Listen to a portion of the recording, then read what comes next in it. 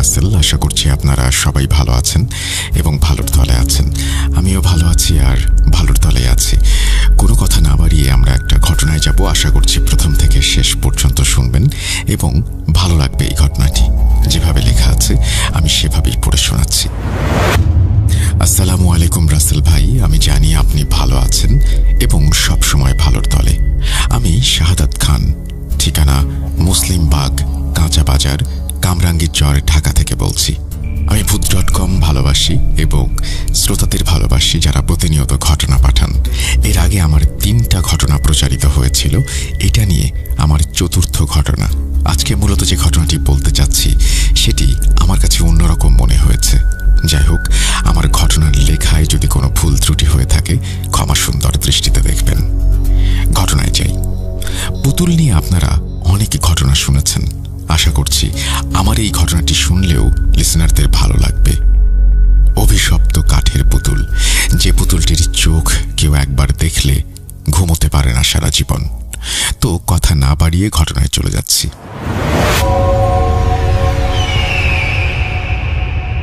পুরনো জিনিসপত্রের প্রতি আমার একটা অদ্ভুত টান কাজ করে, বিশেষ করে সেই সব জিনিস যা সময়ের ধুলোয় চাপা পড়ে নিজের গল্পগুলো হারিয়ে ফেলেছে।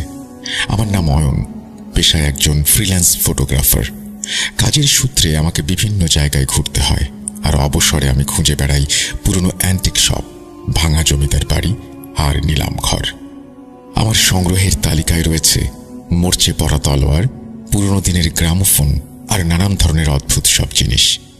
তবে আমার সবচেয়ে প্রিয় সংগ্রহ হলো পুতুল। বিভিন্ন দেশের বিভিন্ন সময়ের পুতুল জমানোর একটা নেশা আছে আমার। সেবার গিয়েছিলাম ময়মনসিংহের এক পুরনো জমিদার বাড়ি কভার করতে। কাজ শেষে ফেরার পথে হঠাৎ চোখে পড়ল একটা ছোট, প্রায় ভাঙাচোরা দোকান। দোকানের সাইনবোর্ডে লেখা পুরাকীর্তি সম্ভার। নামটা দেখেই পা দুটো দোকানের দিকে এগিয়ে গেল।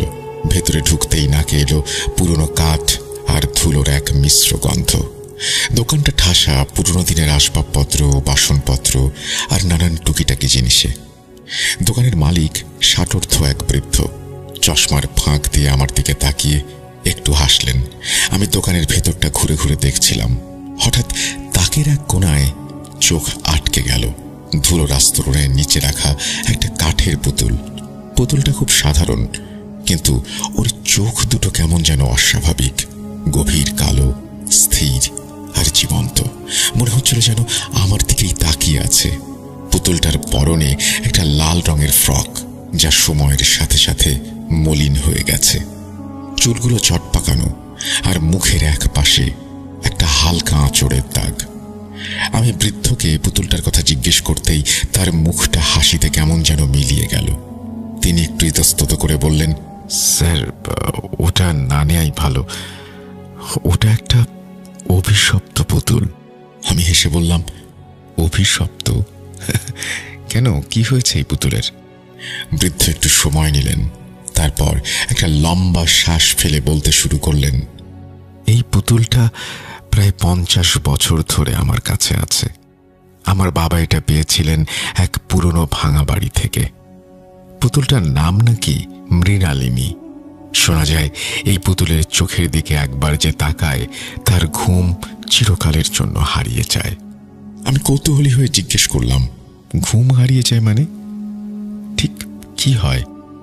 বৃদ্ধ বললেন, যারা এই পুতুলটা কিনে নিয়ে গেছে তাদের কেউই এটা বেশি দিন রাখতে পারেনি। সবাই এসে ফেরত দিয়ে গেছে। তাদের সবারই এক অভিযোগ, রাতে ঘুমোতে গেলেই মনে হয় কেউ যেন তাদের দিকে তাকিয়ে আছে। চোখ বন্ধ করলেই ওই পুতুলের মুখটা ভেসে আসে। কেউ তো এমনও বলেছে যে তারা পুতুলটাকে রাতের বেলা ঘরের মধ্যে নিজে নিজেই জায়গা বদলাতে দেখেছে। আমি সব শুনে হাসলাম। আমার কাছে এগুলো নিছকই কুসংস্কার বলে মনে হলো। আমি বললাম, আমি পুতুলটা কিনতে চাই, দাম কত?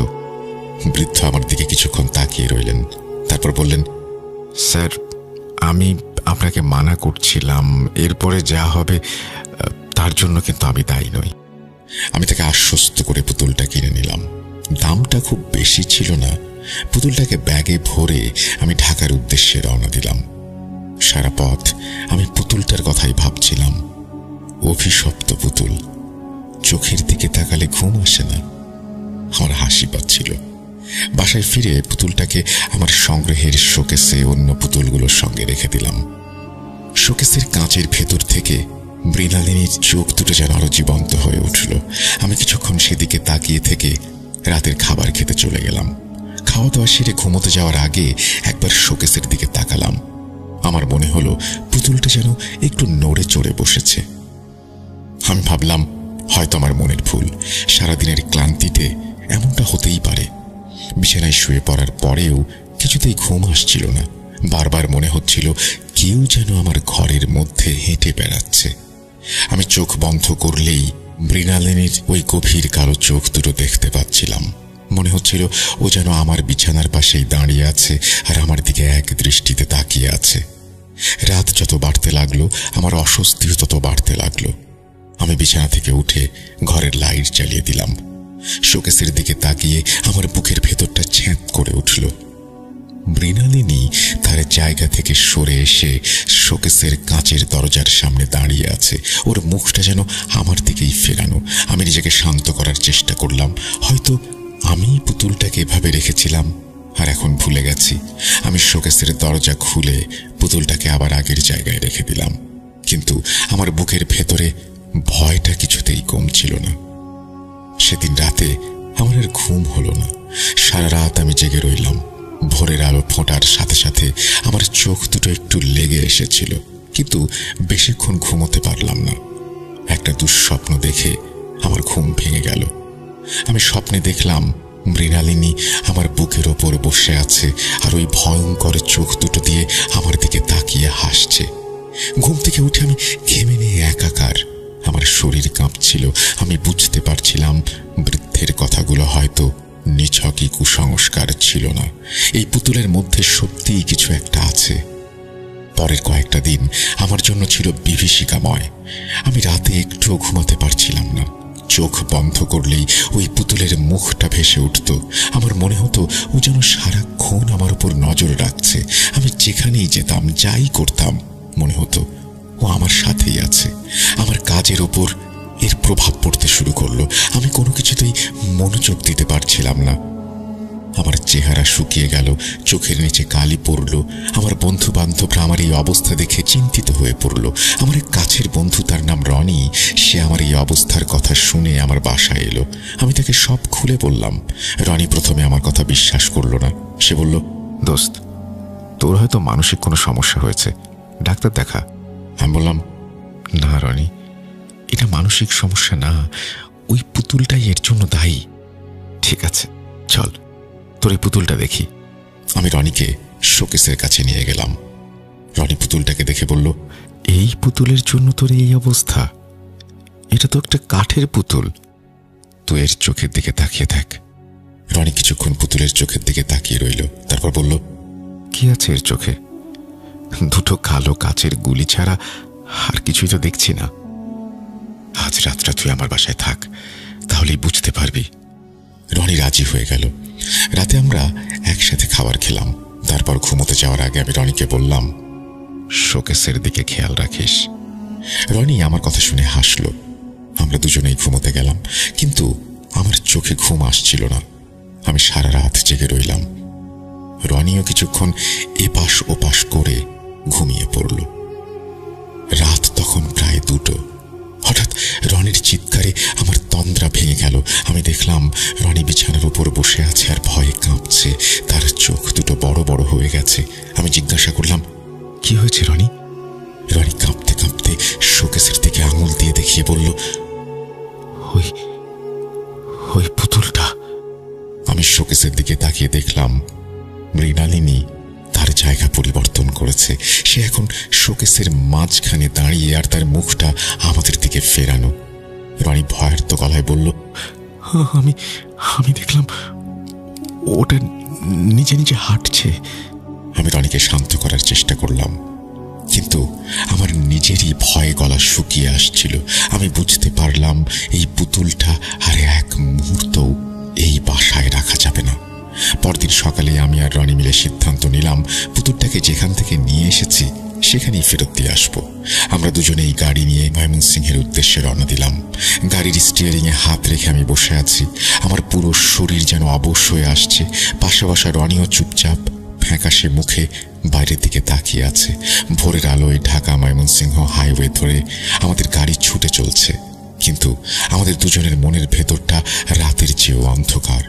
রাতের ওই ভয়ঙ্কর দৃশ্যটা কিছুতেই মন থেকে মুছে ফেলতে পারছি না। মৃণালিনী ওই কাঠের পুতুলটা এই গাড়ির পেছনের সিটে একটা কাপড়ের ব্যাগে মোড়ানো অবস্থায় আছে, কিন্তু বারবার মনে হচ্ছে ওটা কাপড়ের ভেতর থেকেও আমাদের দেখছে। ওর ওই শীতল প্রাণহীন চোখ দুটো যেন আমাদের অনুসরণ করছে। গাড়ি চালাতে চালাতে আমি আয়নায় পেছনের সিটের দিকে তাকালাম।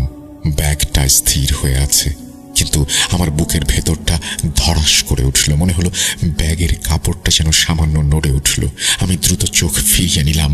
রনি আমার অবস্থা বুঝতে পেরে কাঁপা কাঁপা গলায় বলল, অয়ন, ঠিক আছিস তো? আমি চালাবো গাড়ি? আমি লম্বা শ্বাস নিয়ে বললাম, না, ঠিক আছি, আর কিছুক্ষণ গেলে পৌঁছে যাব। গলাটা যেন শুকিয়ে কাঠ হয়ে গেছে অনুভব করলাম। রনি বিড়বিড় করে বলল, বিশ্বাসই হচ্ছে না দোস্ত। নিজের চোখে না দেখলে আমি কোনোদিন বিশ্বাস করতাম না। ওটা সত্যি সত্যি নোট ছিল, আমি স্পষ্ট দেখেছি। ওটা তাক থেকে নেমে কাঁচের দরজার দিকে হেঁটে আসছিল।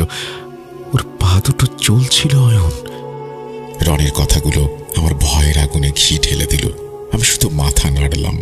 কি বলবো, কিছুই খুঁজে পাচ্ছিলাম না। যে বিজ্ঞান আর যুক্তিতে আমি বিশ্বাস করতাম তা এক রাতের ব্যবধানে একটা কাঠের পুতুলের কাছে চুরমার হয়ে গেছে। প্রায় 3 ঘন্টা একটানা গাড়ি চালিয়ে আমরা ময়মনসিংহের সেই পুরনো দোকানটার সামনে এসে পৌঁছালাম। দোকানটা তখনও খোলেনি, দরজায় একটা পুরনো তালা ঝুলছে। আমরা দুজন গাড়ি থেকে নামলাম। সকালের স্নিগ্ধ বাতাস বইছে, চারপাশের মানুষজনের ব্যস্ততা শুরু হয়ে গেছে, কিন্তু আমাদের দুজনের মনে কোনো শান্তি নেই। আমরা পাশের একটা চায়ের দোকানে গিয়ে বসলাম। দোকানিকে জিজ্ঞেস করতেই জানতে পারলাম দোকানের মালিক, ওই বৃদ্ধ লোকটি, সাধারণত 10টার দিকে দোকান খোলেন। ঘড়িতে তখন সবে 9টা। এই 1 ঘন্টা আমাদের একটা যুগের মতো মনে হচ্ছিল। আমি রনিকে বললাম, বৃদ্ধ লোকটা যদি এটা ফেরত নিতে না চায়, যদি বলে যা হওয়ার হয়ে গেছে, তার এখন আর কিছু করার নেই, ফেরত তাকে নিতেই হবে। আমরা ওকে সব খুলে বলবো, দরকার হলে আরো কিছু টাকা দেব, কিন্তু এই জিনিস আর 1 মুহূর্ত সঙ্গে রাখা যাবে না। আমার মনে হচ্ছে এটা সাথে থাকলে আমরা পাগল হয়ে যাব। ওর কথায় যুক্তি আছে।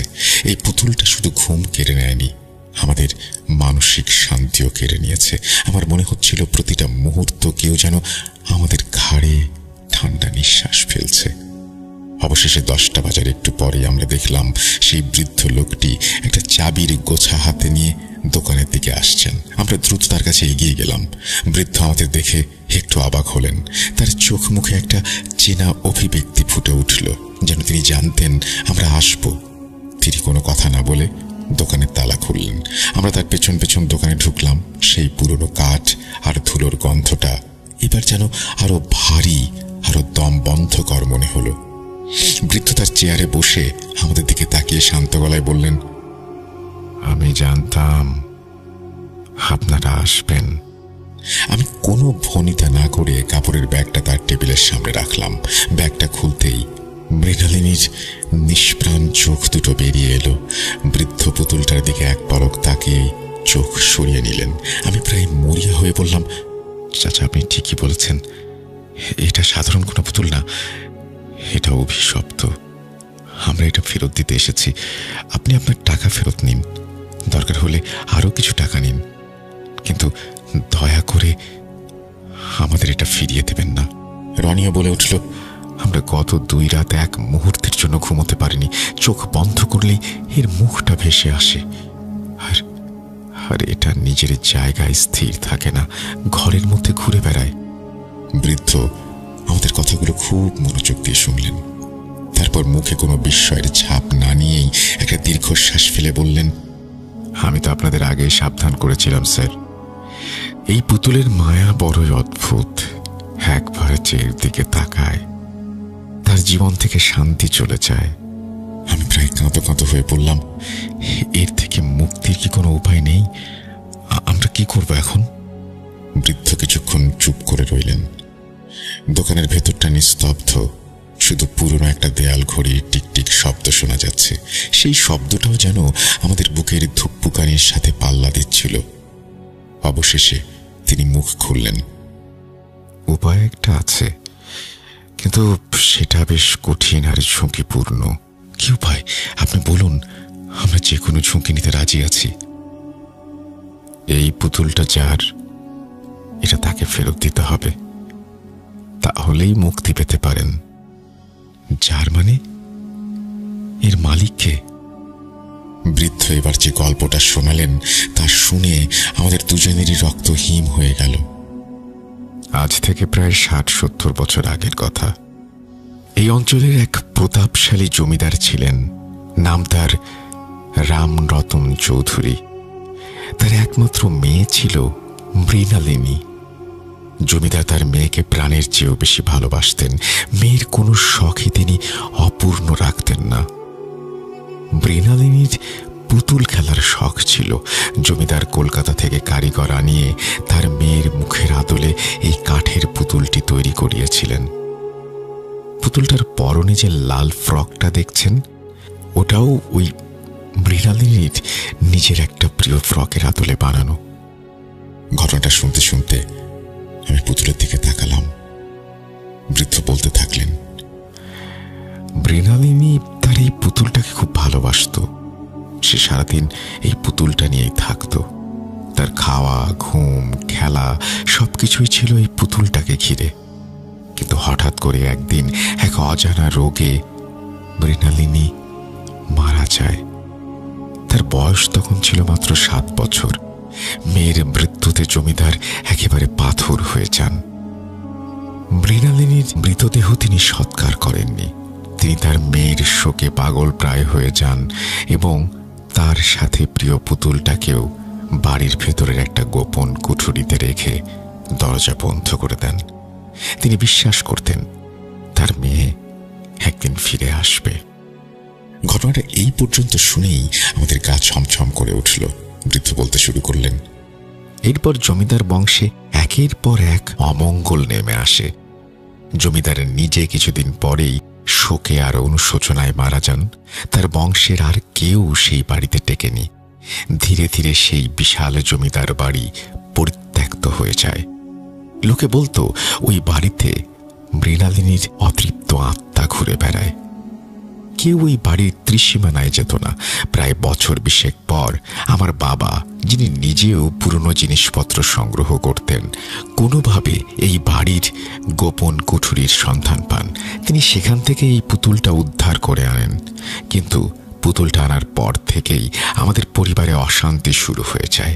আমার মা অসুস্থ হয়ে পড়েন, ব্যবসায় লোকসান হয়। বাবা বুঝতে পারেন এই পুতুলের সাথেই কোনো অশুভ শক্তি জড়িয়ে আছে। তিনি অনেক চেষ্টা করেও পুতুলটা থেকে মুক্তি পাননি। শেষে তিনি এখানে এই দোকানে এটাকে রেখে দেন, এই আশায় যে হয়তো এর আসল মালিক কোনোদিনে সেটাকে নিয়ে যাবে। আমি জিজ্ঞেস করলাম, তাহলে এখন আমাদের কি করতে হবে? ওই জমিদার বাড়িতে গিয়ে পুতুলটা রেখে আসতে হবে? হ্যাঁ, ওই বাড়ির ভেতরে যেখান থেকে এটাকে আনা হয়েছিল ঠিক সেখানেই এটাকে রেখে আসতে হবে। তবে কাজটা সহজ নয়। ওই বাড়ি এখন ধ্বংসস্তূপ, আর লোকে বলে সূর্যাস্তের পর ওই বাড়িতে অশরীরীর কার্যকলাপ শুরু হয়ে যায়।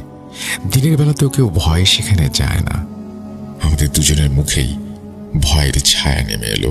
একটা পরিত্যক্ত ভুতুড়ে বাড়িতে রাতের বেলা ঢোকার কথা ভাবতেই আমার শরীর ঠান্ডা হয়ে আসছিল। রনি আমার দিকে তাকিয়ে বলল, অয়ন, এটা আমাদের করতেই হবে, এছাড়া কোনো উপায় নেই।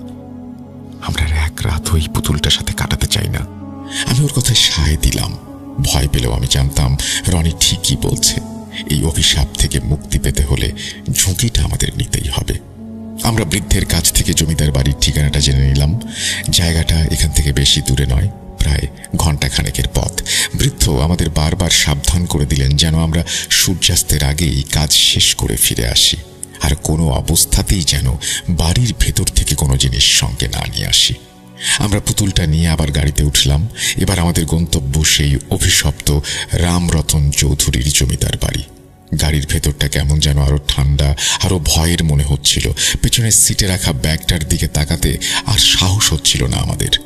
আমার মনে হচ্ছিল মৃণালিনী যেন আমাদের সব পরিকল্পনা শুনে ফেলছে এবং সে তার পুরনো বাড়িতে ফিরে যাওয়ার জন্য প্রস্তুতি নিচ্ছে। কিন্তু তার এই ফিরে যাওয়াটা যে আমাদের জন্য কতটা ভয়ঙ্কর হতে চলেছে তা আমরা তখনও কল্পনা করতে পারিনি।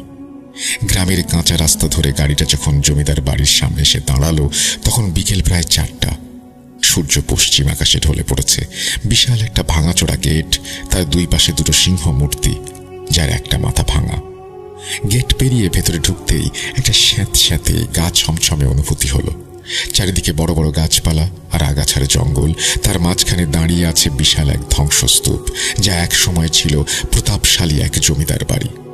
দেয়ালের পলেস্তারা খসে পড়েছে, ইট বেরিয়ে গেছে, দরজা জানালাগুলো ভাঙা, যেন বাড়ির কঙ্কালটা দাঁড়িয়ে আছে। আমরা গাড়ি থেকে নামলাম। রনি আমার হাতটা শক্ত করে ধরল। ওর হাতটা ঠান্ডা বরফের মতো।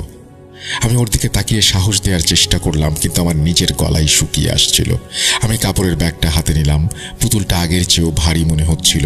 আমরা সাবধানে বাড়ির মূল ফটকের দিকে এগোলাম। চারিদিকে এক অদ্ভুত নিস্তব্ধতা। কোনো পাখির ডাক নেই, কোনো শব্দ নেই, শুধু আমাদের পায়ের নিচে শুকনো পাতার মর্মর শব্দটা সেই নিস্তব্ধতাকে আরো ভয়ঙ্কর করে তুলছিল।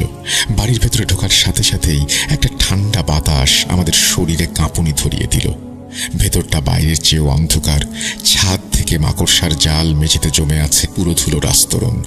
আমরা টর্চের আলো ফেলে এগোতে লাগলাম। আমাদের লক্ষ্য সেই গোপন কুঠুরিটা খুঁজে বের করা। বৃদ্ধের বর্ণনা অনুযায়ী কুঠুরিটা থাকার কথা বাড়ির একেবারে শেষ প্রান্তে, একটা পুরনো পুজোর ঘরের পাশে। আমরা ভাঙা করিডোর, ধসে পড়া সিঁড়ি আর অন্ধকার পেরিয়ে এগিয়ে চললাম। প্রতিটা পদক্ষেপে মনে হচ্ছিল কেউ যেন আমাদের অনুসরণ করছে। দেয়ালের অন্ধকার কোণাগুলো থেকে কারা যেন আমাদের দেখছে। মাঝে মাঝে মনে হচ্ছিল কোনো বাচ্চার ফিসফিসানির শব্দ বা হালকা হাসির আওয়াজ আসছে কানে, কিন্তু পেছনে ফিরতেই কিছু দেখতে পাচ্ছিলাম না। অবশেষে পূজার ঘরটার সামনে এসে পৌঁছালাম। তার পাশে একটা ছোট, প্রায় অদৃশ্য হয়ে যাওয়া দরজা। দরজায় কোনো তালা নেই, কিন্তু বহু বছর বন্ধ থাকায় এটা একেবারে আটকে গেছে। আমরা দুজন সর্বশক্তি দিয়ে দরজাটাতে ধাক্কা দিলাম। একটা বিকট ক্যাঁচ ক্যাঁচ শব্দ করে দরজাটা সামান্য ফাঁক হলো। সেই ফাঁক দিয়ে একটা ভ্যাপসা পচা গন্ধ বেরিয়ে এলো, যা আমাদের নাকে ধাক্কা মারলো। আমরা আরো জোরে ধাক্কা দিতেই দরজাটা পুরোপুরি খুলে গেল। টর্চের আলো ফেলতেই আমরা ভেতরের দৃশ্যটা দেখলাম। এটা একটা ছোট ঘর। ঘরের এক কোণায় একটা পুরনো কাঠের সিন্দুক, আর তার পাশে একটা ছোট খাট। খাটের ওপর একটা জীর্ণ বিছানা পাতা, আর ঘরের ঠিক মাঝখানে মেঝেতে চক দিয়ে একটা বৃত্ত আঁকা। বৃত্ত বলেছিলেন এই কুঠুরিতে মৃণালিনীকে তার পুতুল সহ রাখা হয়েছিল। আমাদের কাজ হলো পুতুলটাকে এই ঘরের ভেতরে রেখে আসা। আমি কাঁপা কাঁপা হাতে ব্যাগ থেকে পুতুলটা বের করলাম। টর্চের আলোয় ওর চোখ দুটো দপ করে জ্বলে উঠল। আমার মনে হলো ও যেন হাসছে। আমি সাবধানে এগিয়ে পুতুলটাকে সেই চক দিয়ে আঁকা বৃত্তটার ঠিক মাঝখানে রেখে দিলাম। কাজটা শেষ হতে আমার মনে হলো আমার বুকের ওপর থেকে বিশাল একটা পাথর নেমে গেল। আর এক মুহূর্ত দেরি না করে ঘর থেকে বেরিয়ে আসার জন্য ঘুরলাম। ঠিক তখনই একটা বিকট শব্দে কুঠুরির দরজাটা বন্ধ হয়ে গেল। আমরা দুজনেই চমকে উঠে দরজার দিকে দৌড়াতে গেলাম, কিন্তু দরজাটা খুলছে না। মনে হচ্ছে কেউ যেন বাইরে থেকে ওটাকে আটকে দিয়েছে। আমরা পাগলের মতো দরজায় ধাক্কা দিতে লাগলাম, চিৎকার করতে লাগলাম। কোনো লাভ হলো না। হঠাৎ করেই ঘরের ভেতরে তাপমাত্রা দ্রুত কমতে শুরু করলো। আমাদের নিঃশ্বাস থেকে ধোঁয়া বেরোচ্ছে। টর্চের আলোটা দপ দপ করে কাঁপতে শুরু করেছে। আর ঠিক তখনই আমরা একটা কান্নার শব্দ শুনতে পেলাম। একটা ছোট্ট মেয়ের কান্না। শব্দটা আসছে ঘরের কোণায় রাখা কাঠের সিন্দুকটার ভেতর থেকে। আমরা ভয়ে একে অপরের দিকে তাকালাম। আমাদের দুজনেরই শরীর ভয়ে জমে গেছে। কান্নার শব্দটা ধীরে ধীরে অন্যরকম একটা হাসিতে পরিণত হলো। চক দিয়ে আঁকা বৃত্তের মাঝখানে মৃণালিনীর পুতুলটা ধীরে ধীরে নড়তে শুরু করেছে। ওর মাথাটা একপাশে কাঁধ হয়ে গেছে, মুখটা অস্পষ্ট হাসি মাখা। কুঠুরির ভেতরটায় বরফ শীতল হয়ে উঠেছে। দেয়াল বেয়ে ঠান্ডা স্রোত নামছে। আমাদের টর্চের আলোটা এখন পাগলের মতো কাঁপছে, একবার জ্বলছে একবার নিভছে। সেই কাঁপা কাঁপা আলো আধারির ঘরের মাঝখানে পুতুলটাকে দেখাচ্ছে আরো বেশি ভয়ঙ্কর। পুতুলটা শুধু নড়ছে না, ওটা ছোট্ট পা দুটো দিয়ে দাঁড়ানোর চেষ্টা করছে। আমাদের হৃৎপিণ্ডটা লাফিয়ে উঠছে, মনে হচ্ছে কোনো অনভিজ্ঞ শিল্পী তার পুতুল নাচের সুতো দিয়ে টানছে পুতুলটাকে। দরজা ভাঙতে হবে, আমি চিৎকার করে উঠলাম, কিন্তু আমার গলা দিয়ে ফ্যাঁস ফ্যাঁসে আওয়াজ ছাড়া আর কিছু বেরোল না। হঠাৎ করেই একটা হাসির শব্দ শুনলাম। আমি সমস্ত শক্তি দিয়ে দরজায় লাথি মারছি। ওই সিন্দুকটার ভেতরে কিছু একটা আছে, রনি বলল আমাকে। আমার সব মনোযোগ তখন দরজার দিক থেকে সরে সিন্দুকের ওপর গিয়ে পড়ল। না না, কাছে আসিস না, রনি নিষেধ করলো। আমি পিছিয়ে আসছি, আমার হাতের টর্চটা কাঁপছে, ফলে আলোটাও পুতুলের ওপর নাচছে। একবার ওর হাসি মুখ আলোকিত হচ্ছে, পরক্ষণেই অন্ধকারে মিলিয়ে যাচ্ছে। হঠাৎ আমার মাথায় একটা বুদ্ধি খেলে গেল। বৃদ্ধ লোকটা বলেছিল পুতুলটাকে যেখান থেকে আনা হয়েছে সেখানে রেখে আসতে। আমরা তো ওকে শুধু ঘরের মেঝেতে রেখেছি, কিন্তু বাবা তো ওটাকে পেয়েছিল ওই সিন্দুকের ভেতর থেকে। রনি, সিন্দুকটা, পুতুলটাকে ওখানে রাখতে হবে। আমার কথা শুনে রনি যেন সম্বিত ফিরে পায়। সে একবার আমার দিকে আর একবার পুতুলটার দিকে তাকায়। কিন্তু ওটার ভেতরে তো আমাদের আর কোনো উপায় নেই, ওটাই আমাদের মুক্তির পথ। পুতুলটা এখন আমাদের থেকে মাত্র কয়েক হাত দূরে। ওর ছেঁচড়ানো পায়ের শব্দ আমার কানের পর্দায় আঘাত করছে। আমি আর এক মুহূর্ত দেরি না করে রনিকে ঠেলে সিন্দুকটার দিকে এগিয়ে গেলাম। সিন্দুকটার ডালা বন্ধ, কিন্তু তাতে কোনো তালা লাগানো নেই। একটা পুরনো দিনের খিল আছে মাত্র। আমি খিলটা খোলার জন্য হাত বাড়াতেই সিন্দুকের ভেতর থেকে যেন একটা হাসির শব্দ পেলাম। একটা ঠান্ডা স্রোত আমাকে অবশ করে ফেলল। আমি আর রনি কাঁপা কাঁপা হাতে সিন্দুকটা খুললাম। একটা পচা গন্ধ আমাদের নাকে এসে লাগলো। ভেতরে কিছু পুরনো পোকায় খাওয়া কাপড় চোপড় আর একটা ছোট্ট বালিশ ছাড়া কিছু নেই। তাড়াতাড়ি কর অয়ন, ওটা একদম কাছে চলে এসেছে। পুতুলটা এগিয়ে আসছিল। ঘুরে তাকিয়ে দেখি মৃণালিনী পুতুলটা আমার পায়ের কাছে ততক্ষণে। ওর ছোট্ট মাথাটা যেন উঁচু করে রেখেছে। আমি এক ঝটকায় নিচু হয়ে পুতুলটাকে খপ করে ধরে ফেললাম। পুতুলটাকে স্পর্শ করতে আমার শরীরে যেন বিদ্যুৎ খেলে গেল। রনি, ধর আমাকে, আমি চিৎকার দিলাম। রনি ছুটে এসে সিন্দুকটা টেনে দিল। আমি সর্বশক্তি দিয়ে পুতুলটাকে সিন্দুকের ভেতরে ছুঁড়ে ফেললাম। পুতুলটা সিন্দুকের ভেতরে পড়তেই আবারও উঠে বসার চেষ্টা করছে। ডালাটা বন্ধ কর, আমি চিৎকার করলাম। আমরা দুজন মিলে সিন্দুকের ডালাটা সজোরে বন্ধ করে দিলাম। ডালা বন্ধ হওয়ার সাথে সাথেই সিন্দুকের ভেতর থেকে যেন একটা তীক্ষ্ণ চিৎকার শুনতে পেলাম। মনে হচ্ছে ভেতরে কোনো বন্য পশু আটকা পড়েছে। এই ছিল আমার ঘটনা। যদি ভালো লাগে তাহলে অবশ্যই শেয়ার করবেন। ভালো লেগেছে, তবে একটা প্রশ্ন আছে আমার। আপনি ঘটনার শুরুতেই বলেছেন যে এই পুতুলটি ওই দোকান থেকে আরো কিছু মানুষের আগে কেনে এবং তারা কেউই ঘুমোতে পারেনি। তারা নিশ্চয়ই এই পুতুলটিকে আবার সেই দোকানেই দিয়ে গিয়েছিল। পুতুলটি যেহেতু অভিশপ্ত একটি পুতুল এবং এই পুতুলটি থেকে মুক্তি পাওয়ার একমাত্র উপায় পুতুলটিকে আগের জায়গায় রেখে আসা। যখন তিনি এই ঘটনাটি শেয়ার করেছেন তখন তিনি বলেছেন যে বেশ কয়েকজন মানুষের কাছে তিনি এই পুতুলটি এর আগেও বিক্রি করেছেন। বিক্রি করার পরে তাদের কি সমস্যার সমাধান হয়েছিল? কেন যারা আপনাদের ঘটনাটি শুনিয়েছেন তাদেরকে বলল সেই পুতুলটি রেখে আসতে? তারা কখনো কেন চেষ্টা করেননি? প্রশ্নগুলোর উত্তর পেলে আরো সহজ হবে আমার কাছে এই ঘটনাটি বোঝার জন্য। আপনাকে অসংখ্য ধন্যবাদ। ভালো থাকবেন। আমরা চলে যাব আমাদের পরবর্তী ঘটনায়।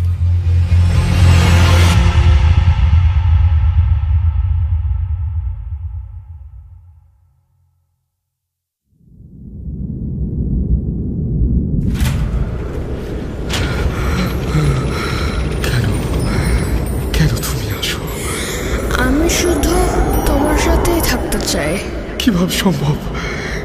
মৃতদের এই পৃথিবীতে থাকতে নেই। তুমি চলে যাও, চলে যাও, প্লিজ চলে যাও। সবটাই কি ইলুশন, নাকি অন্য জগতের কেউ কখনো হাজির হয়ে যায় চোখের পলকে? ভূত.com with রাসেল। Welcome back. আপনাদের সবাইকে স্বাগত জানাচ্ছি। আমি রাসেল। আশা করছি আপনারা সবাই ভালো আছেন, ভালোর দলে আছেন। আমিও ভালো আছি আর ভালোর দলে আছি। আজকে যে ঘটনাটি শোনাবো সেই ঘটনাটি জুনায়েদ রহমান নামে একজন ভদ্রলোকের, এবং এই ঘটনাটি সংগ্রহ করেছেন সাবিত আলম। আপনাকে অনেক ধন্যবাদ সাবিত আলম এই ঘটনাটি সংগ্রহ করার জন্য। জুনায়েদ রহমান যেভাবে কথা বলেছেন বা যেভাবে ঘটনাটি বলেছেন সেভাবে এই ঘটনাটি আপনাদের শোনানো হবে। আমি যেভাবে লেখা আছে সেভাবেই পড়ে শোনাচ্ছি।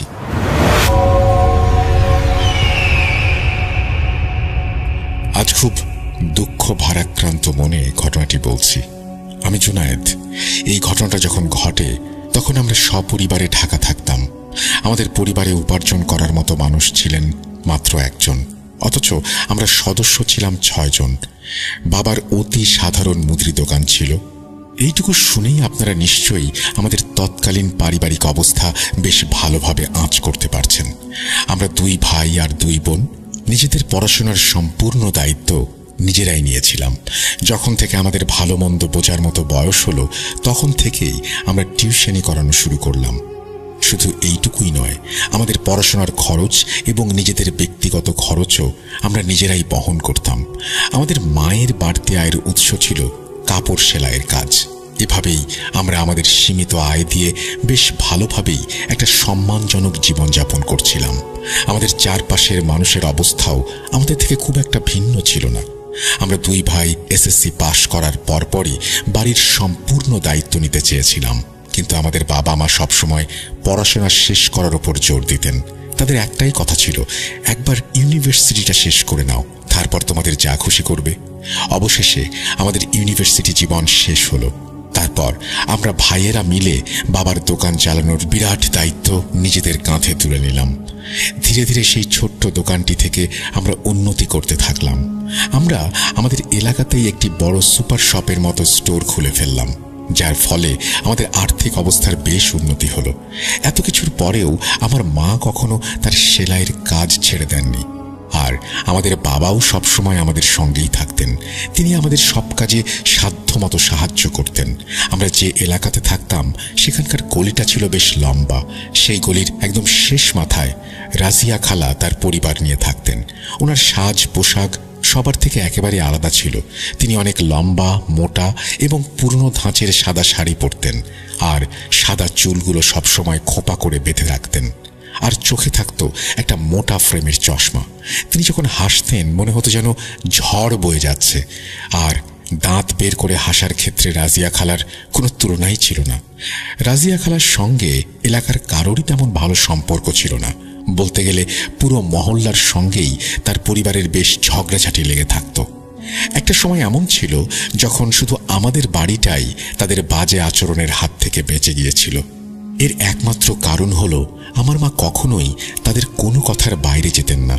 ওনার 5 জন মেয়ে ছিল এবং তারা প্রায় সময়ই বিভিন্ন কারণে আমাদের বাড়িতে আসতো, যেমন কাপড় সেলাই করাতে, ওড়নার পাড় লাগাতে অথবা লেস লাগাতে। আমার মা তাদের সব আচরণ সহ্য করতেন, কারণ এটা তার কাজেরই একটি অংশ। প্রায় সব সময়ই তারা আমার মাকে বলতো, তোমার তো অনেক সাহস দেখছি, একদিনে 2-3টা পোশাক সেলাই করে ফেলো, আমার তো কোমরে এত জোর নেই। আমার মায়ের পর্যবেক্ষণ ক্ষমতা ছিল অত্যন্ত তীক্ষ্ণ। তাদের কথা শুনে এমন মনে হতো যেন তারা স্পষ্টভাবে বলতে চাইছে, আগামীকাল থেকে আর কোনো কাপড়ের লেস লাগানোর জন্য দেব না। সরাসরি সেলাইয়ের কাজ বন্ধ করার ব্যাপারটা বলতো না, কিন্তু আমার মায়ের মেজাজ সবসময় তাদের কথায় বিগড়ে যেত। রাজিয়া খালার অভ্যেস ছিল কথাগুলোকে অতিরিক্ত গুরুত্ব দিয়ে পেঁচিয়ে বলা। প্রায় সময়ই তিনি এমনভাবে প্রশ্ন করতেন যে আমার মাও অবাক হয়ে যেতেন, কি উত্তর দেবেন বুঝে উঠতে পারতেন না। কিন্তু আমাদের মা সেই অদ্ভুত মেজাজের কাছে আটকে গিয়ে কখনো মুখ খুলতে পারতেন না। আমাদের পরিস্থিতি যখন একটু ভালো হলো, আমার অল্প কিছু ব্যাংক ব্যালেন্স হলো, তারপর আমরা সবাই মিলে ভাবলাম এই পুরনো বাড়িটা ভেঙে নতুন করে তৈরি করি। আমরা সব সময় নিজেদের প্রয়োজনকে এড়িয়েই জীবনযাপন করেছি। অবশেষে নতুন বাড়ির নির্মাণ কাজ শুরু হলো এবং সেই 2 ঘরের ছোট্ট বাড়িটি একটি সুন্দর দোতলা বাড়িতে রূপান্তরিত হলো। বাড়িটি তৈরি করার পর সেটি মহল্লার মধ্যে একটা ভিন্ন মাত্রা যোগ করলো। আমাদের বাড়িটা দেখতে একদমই অন্যরকম লাগতো। আমার খুব কাছের এক বন্ধু বাড়িতে শুভেচ্ছা জানাতে এসে আমাকে একটি ফুটফুটে সাদা বেড়ালের বাচ্চা উপহার দিল, যা আমার ভীষণ পছন্দ হলো। আমরা ভালোবেসে তার নাম দিলাম মিলি খুব অল্প সময়ের মধ্যেই আমাদের পরিবারের সবার সঙ্গে দারুণভাবে মিশে গেল। আমাদের মা নতুন বাড়ি বানানোর সময় অত্যন্ত খুশি ছিলেন। তিনি সারা জীবন কঠিন পরিস্থিতির সঙ্গে লড়াই করে জীবন কাটিয়েছেন। সন্তানরা বড় হওয়ার পর এই আনন্দের দিনগুলো আমার মায়ের জীবনে এসেছিল। প্রতিবেশীরা প্রায় সবাই আমাদের নতুন বাড়ি দেখতে আসতো। কেউ কেউ দেখে খুশি হতো, আবার কারো কারো মুখের অভিব্যক্তি দেখেই বোঝা যেত তাদের মনের অবস্থা কেমন। কিন্তু রাজিয়া খালা ও তার মেয়েদের আচরণ ছিল বেশ রহস্যময় এবং আলাদা। যখন তারা প্রথমবার আমাদের নতুন বাড়িতে পা রাখল, আমার মনে হলো যেন ভয়ে তাদের ওপর সাপ ভর করেছে। অদ্ভুত একটা থমথমে অবস্থা। তাদের মুখ থেকে প্রশংসার একটি শব্দও বের হলো না। তারা ওপরে নিচে পুরো বাড়িটা খুঁটিয়ে খুঁটিয়ে দেখল।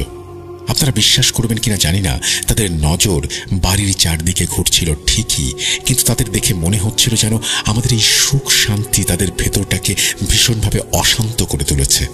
আমার মায়ের মুখে যে অনাবিল আনন্দের ছাপ ছিল, সেটা দেখে তাদের অবস্থা আরো বেশি খারাপ হয়ে যাচ্ছিল।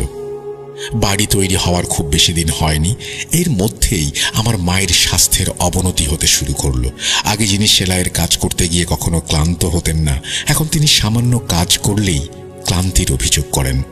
আমরা আমার মাকে বারবার বলতাম, আপনি এখন সেলাইয়ের কাজে হাত দেবেন না, কিন্তু তিনি একদমই বসে থাকতে পছন্দ করতেন না। দিনটা ছিল ঈদের দিন, ভর দুপুর। আমরা সবাই মিলে ডাইনিং রুমে বসে খাবার খাচ্ছিলাম। আমার মা ঠিক আমার সামনেই বসেছিলেন। খাবার খেতে খেতে হঠাৎ আমার মায়ের চোখ দুটি ধীরে ধীরে বন্ধ হয়ে আসতে লাগলো এবং তিনি একদিকে সম্পূর্ণ ঢলে পড়লেন। আমরা কিছুই বুঝতে পারলাম না। তৎক্ষণাৎ আমার মায়ের মুখে পানি ছিটালাম, ওনার হাত পা মালিশ করতে লাগলাম। তারপর বেশ কিছুক্ষণ পর তিনি স্বাভাবিক হলেন। জ্ঞান ফেরার পর মা খুব দুর্বল অনুভব করছিলেন।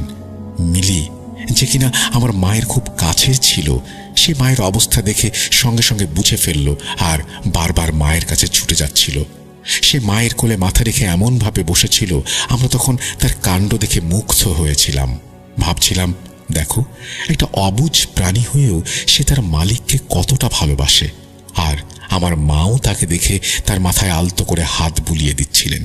এটা প্রথমবার ছিল যখন আমার মা এভাবে অজ্ঞান হয়ে পড়েছিলেন, কিন্তু এর পর থেকে একটা নিয়মিত ব্যাপারে পরিণত হলো এটি। মা কখনো বাথরুমে যেতে গিয়ে পড়ে যেতেন, আবার কখনো সেলাই করতে করতে অজ্ঞান হয়ে যেতেন। আমরা অনেক বড় ডাক্তার দেখিয়েছিলাম, সব ধরনের মাল্টিভিটামিন দিয়েছিলাম, তবুও এই ঘটনা ঘটতেই লাগলো। একদিন আমি বাসায় ছিলাম, রাজিয়া খালা আমাদের বাড়িতে এলেন। তিনি ঘরে ঢোকার সঙ্গে সঙ্গেই মায়ের কাছে বসে থাকা মিলি কেমন যেন অদ্ভুত আচরণ শুরু করলো। জানি না ও রাজিয়া খালাকে দেখলেই কি হতো। ও রাজিয়া খালার দিকে তাকিয়ে গর্জন করতে শুরু করলো আর দুই পায়ে দাঁড়িয়ে এমন ভাবে তার দিকে থাবা দেখাচ্ছিল যেন এখনই অ্যাটাক করবে। এর আগে মিলি কখনো এমন আচরণ করেনি। রাজিয়া খালা আমার মাকে উদ্দেশ্য করে বললেন, এমন বন্য বিড়াল তুমি বাড়িতে পুষে রেখেছো, এটাকে এখনই বাড়ি থেকে বের করে দাও।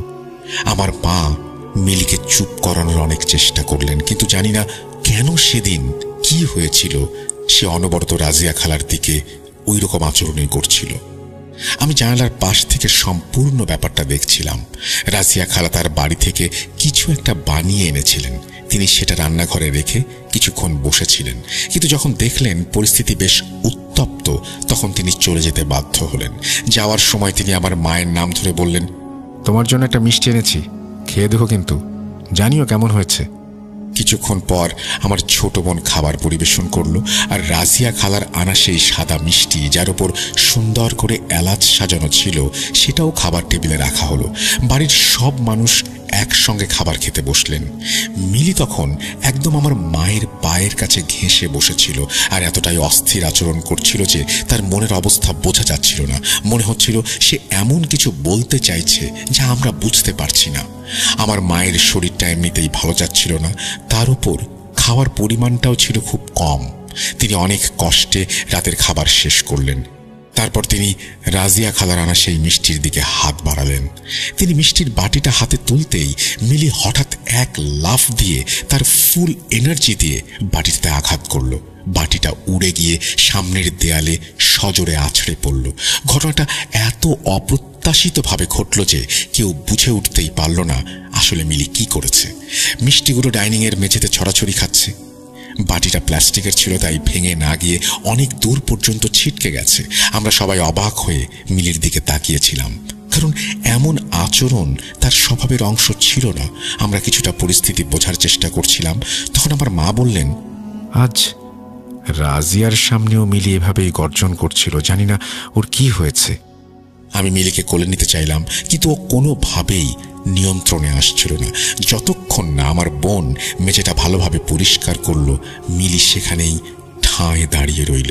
বোনকে মেঝে পরিষ্কার করতে দেখে মিলিও তীক্ষ্ণ চোখে সেদিকে তাকিয়েছিল। তারপর যখন তার মন শান্ত হলো, তখন সে আবার আগের মতো স্বাভাবিক হয়ে গেল। মিলি এক অবলা প্রাণী, তাই তার এই পরিবর্তিত আচরণ আমরা ঠিক বুঝতে পারলাম না। আমরা একেবারে হতভম্ব হয়ে নিজের ঘরে ঢুকে পড়েছিলাম। যাই হোক, ওই দিন রাত প্রায় 11টা বাজে। রাজিয়া খালা আবার আমাদের বাড়িতে ফিরে এলেন। আমি আমার মাকে চুপি চুপি বললাম, আপনি বলবেন না যে মিলি মিষ্টি ফেলে দিয়েছে, বলবেন যে আপনি খেয়ে ফেলেছেন। এমনিতেই সে সকাল থেকে মিলির সঙ্গে ঝগড়া করছে। রাজিয়া খালা এসেই সঙ্গে সঙ্গে আমার মায়ের দিকে গম্ভীর চোখে তাকালেন। তারপর কৌতূহলী দৃষ্টিতে বললেন, মিষ্টিটা কেমন লাগলো? আমার মা বললেন, হ্যাঁ, খুব ভালো হয়েছে, ধন্যবাদ। হ্যাঁ, কেন যে এত কষ্ট করেন? আরে কষ্টের কি আছে, তুমি খেয়েছো তো? হ্যাঁ, খেয়েছি তো। আপনি চা খাবেন? তিনি সরাসরি উত্তর দিতে চাননি। মিলি তখন আমার ঘরে ছিল, আর আমার ঘরের জানালাটা বারান্দার দিকে খোলা। রাজিয়া খালার পরিষ্কার কণ্ঠস্বর আমার ঘরেও শোনা যাচ্ছিল। তার কণ্ঠস্বরও ছিল বেশ পুরুষালী এবং গম্ভীর। তার আওয়াজ শুনেই মিলির কান দুটো খাড়া হয়ে উঠল। আমার ঘরের দরজা তখনও বন্ধ ছিল। আমি ঘরের ভেতর থেকেও মিলির সেই অস্বস্তিটা অনুভব করতে পারছিলাম। সে বারবার দরজার কাছে যাচ্ছিল আর লাফিয়ে লাফিয়ে দরজা খোলার চেষ্টা করছিল। আমি তাকে আর তার এই অবস্থাকে অবাক চোখে দেখছিলাম। আমি তাকে ভালোবেসে বললাম, বাইরে গিয়ে কি করবি? কিন্তু সে খুবই অধৈর্য হয়ে উঠেছিল। শেষ পর্যন্ত আমি দরজাটা খুললাম, আর হঠাৎ করেই দরজা খুলতেই ও দৌড়ে পালিয়ে মায়ের কাছে গিয়ে বসে পড়ল। হঠাৎ রাজিয়া খালা তাকে আবার সামনে দেখতে পেয়ে বলল, এটাকে বের করে দাও তো। তোমাদের ঘরে তো আজ পর্যন্ত কোনো প্রাণী ছিল না, হঠাৎ করে 4টা টাকা হাতে আসতে কি হলো তোমাদের? হ্যাঁ, পাখির মতো চঞ্চল হয়ে উঠেছ। আমার মা বললেন, এটা তো বাচ্চাদের শখ। কিন্তু আমি তারপর লক্ষ্য করলাম মিলি ঠিক আগের মতোই আচরণ করছে, আর রাজিয়া খালার দিকে বারবার তাকিয়ে তার উপরে ঝাঁপিয়ে পড়ার চেষ্টা করছে। আমি এই সব পরিস্থিতি নিজের চোখেই দেখছিলাম। যখন আমি ওকে ধরার চেষ্টা করলাম, সে নিজেকে ছাড়িয়ে নিয়ে আমার মায়ের কাছে গিয়ে বসে পড়ল, আর সেই একই আক্রমণাত্মক ভঙ্গিতে রাজিয়া খালার দিকে তাকিয়ে রইল। মিলির এমন রূপ দেখে রাজিয়া খালা কিছুটা ভয় পেয়ে দ্রুত উঠে চলে গেলেন। মিলি তাদের চলে যাওয়ার পর আবারও শান্ত হয়ে গেল। আমরা এই বিষয়টায় বেশ মজাও পাচ্ছিলাম আর বলাবলি করছিলাম, দেখো, মিলিও রাজিয়া খালাকে সহ্য করতে পারে না। আমার মা বললেন, মিলির সাহসকে সালাম জানাতেই হয়। কিন্তু এর পর থেকে আমি লক্ষ্য করলাম মিলি আমাদের মধ্যে সবচেয়ে বেশি সময় আমার মায়ের কাছেই থাকতো, সব সময় তার আশেপাশেই থাকতো। এমনকি সে ঘুমিয়ে থাকলেও মায়ের সঙ্গেই বসে থাকতো। আম্মুর শরীরের অবস্থা তখন একেবারেই ভালো ছিল না বিধায় উনি সেলাইয়ের কাজও পুরোপুরি বন্ধ করে দিয়েছিলেন। এক রাতে আমি ছাদে পায়চারি করছিলাম, তখন আমার মনে হলো আমাদের ছাদের কোণে কিছু একটা পড়ে আছে, একটু দূরে দূরে। আমি মোবাইলের টর্চ লাইট জ্বালিয়ে দেখলাম 3টা বেশ বড় বড় ইঁদুর মরে পড়ে আছে। আমার মনে হলো ওগুলো সাধারণ ইঁদুরের থেকেও আকারে বেশ বড়, আর 3টারই পেটের মাঝখান থেকে ফেটে গিয়েছিল এবং চারপাশে রক্তের ছড়াছড়ি। আমি একটু আশ্চর্য হলাম যে আমাদের বাড়িতে তো কোনো ইঁদুর ছিল না, আর যদি বাইরের কোনো জায়গা থেকে ইঁদুর এসেও পড়তো তাহলে 3টারই একসঙ্গে মৃত্যু হলো কিভাবে? এমন কাজ শিকারী বেড়ালই করতে পারে। আমি একটু অবাকও হলাম। মিলি একটা নির্দোষ বেড়াল, ক্যাট ফুড ছাড়া আর কোনো কিছুর প্রতি তার আগ্রহ নেই। শিকার সে তো দূরের কথা, এমনকি আমরা তাকে কাঁচা মাংস খাওয়ারও অভ্যেস করাইনি কখনো। এখন এই ব্যাপারটা আমাকে বেশ চিন্তিত করে তুলল। এই কথা আমি বাড়ির সবাইকে জানালাম এবং আমরা সবাই মিলে মিলিকে ভালো করে পরীক্ষা করতে লাগলাম। যদি কিছু হয়ে থাকে, যেমন রক্তের গন্ধ আসে বা মুখে লেগে থাকে, কিছুই পেলাম না আমরা। আর আমার মা বললেন, ও তো সারাদিন আমার সঙ্গেই ছিল, একবারও ছাদে যায়নি। যাই হোক, ওই ঘটনার পর আমি লক্ষ্য করলাম মায়ের অসুস্থতা আরও বেড়ে গেছে। তিনি এতটাই দুর্বল হয়ে পড়েছেন যে একটু হাঁটলেই তার শ্বাসকষ্ট শুরু হয়ে যায়। আর একটা কথা বলে রাখি, যখন আমি ওই মরা ইঁদুরগুলো ফেলে দিচ্ছিলাম তখন মিলির মধ্যে একটা অদ্ভুত অস্বস্তি লক্ষ্য করছিলাম। এই সব কিছুই আমাকে গভীর চিন্তায় ফেলে দিল। ওই ঘটনার ঠিক পরের দিন সকালে মায়ের অবস্থা আবারও খারাপ হয়ে গেল। এদিকে রাজিয়া খালা বাড়িতে এসেছেন। এমন নয় যে তিনি কাপড় সেলাই করতে এসেছেন, বরং তিনি আমার মায়ের স্বাস্থ্যের খোঁজ খবর নিতে এসেছেন। তোমার জন্য অনেক চিন্তা হয়, এই বলে নানান গল্পগুজব করতে করতে তিনি আমার মায়ের সঙ্গে আমার ছোট ভাইয়ের জন্য তার বড় মেয়ের বিয়ের প্রস্তাব নিয়েও অনেক কথা বললেন। আমার মা বললেন, আমাদের পরিবারে বংশের মধ্যেই বিয়ে হয়, বাইরে বিয়ে করার কোনো প্রথা নেই। কিন্তু তিনি বললেন, এখন তো সময় বদলে গেছে, এসব পুরনো প্রথাকেও মানে।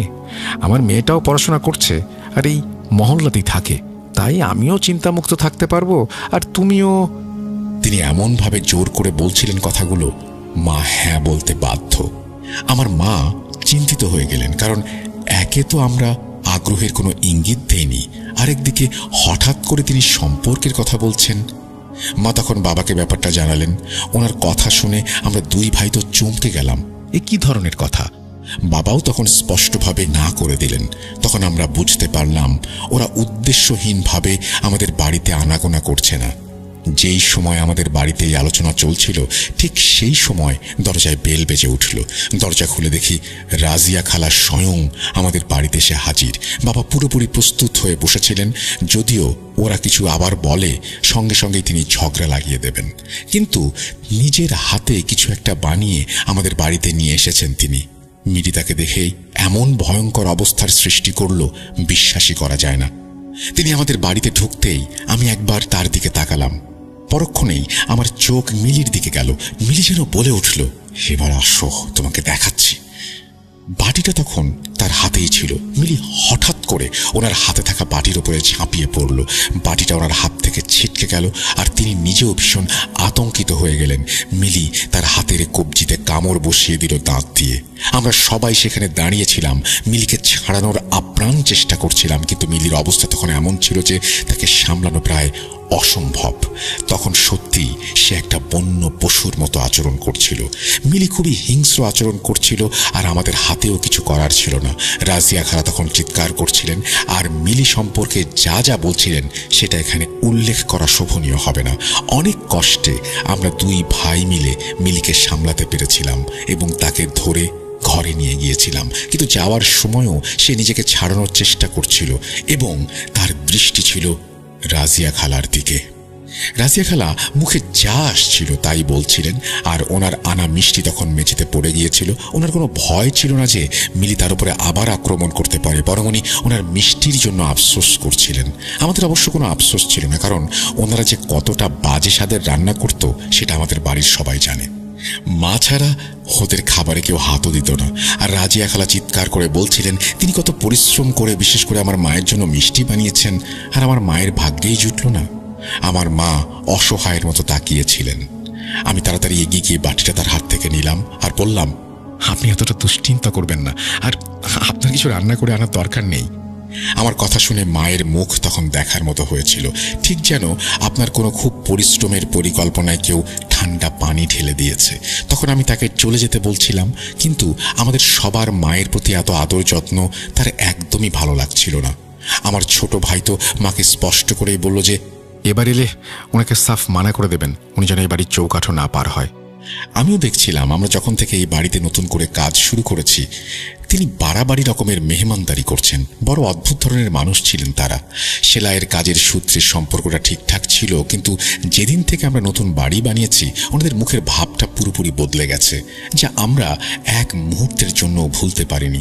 এতটা বোকা তো আমরা না, বুঝতে পারি কোনটা তোষামোদ, কোনটা হিংসা, কোনটা ভালোবাসা। একমাত্র আমার মা মুরব্বী হিসেবে তাদের সম্মান দিয়ে কথা বলতেন। আর যেদিন থেকে এই নতুন বাড়ি হয়েছে আমার মায়ের অবস্থা এমন হয়েছে যে তিনি ঠিকমতো নতুন বাড়ির আনন্দটাও উপভোগ করতে পারেননি।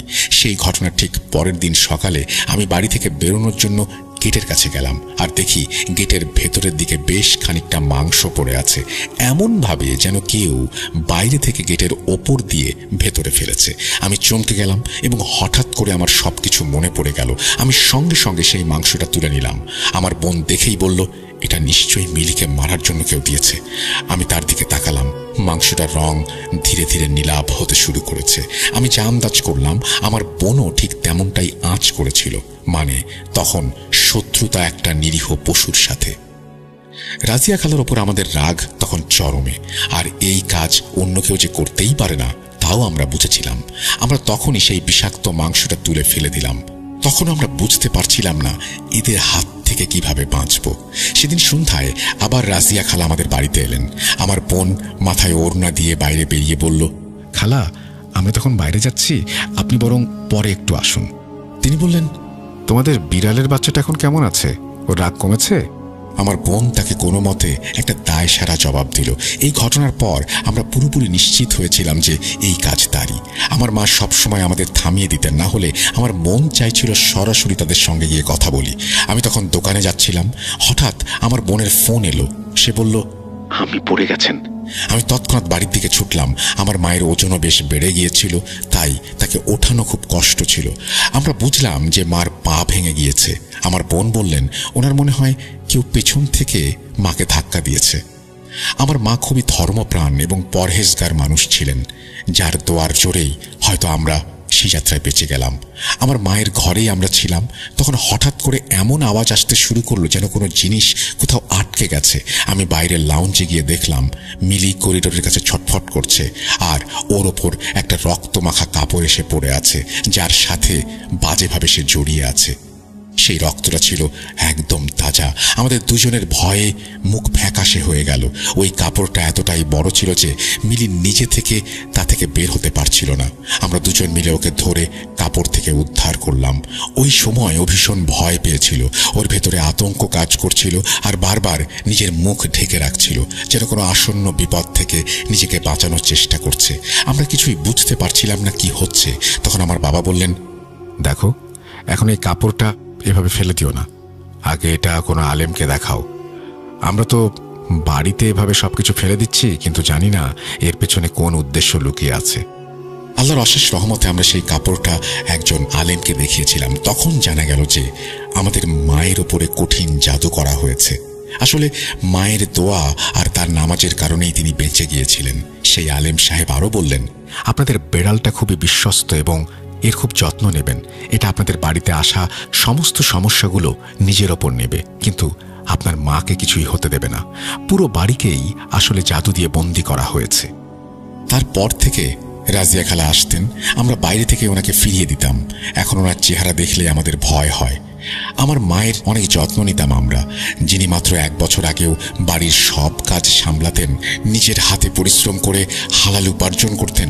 1 বছরের ব্যবধানে হাঁটা চলাও তার জন্য কষ্টকর হয়ে গিয়েছিল।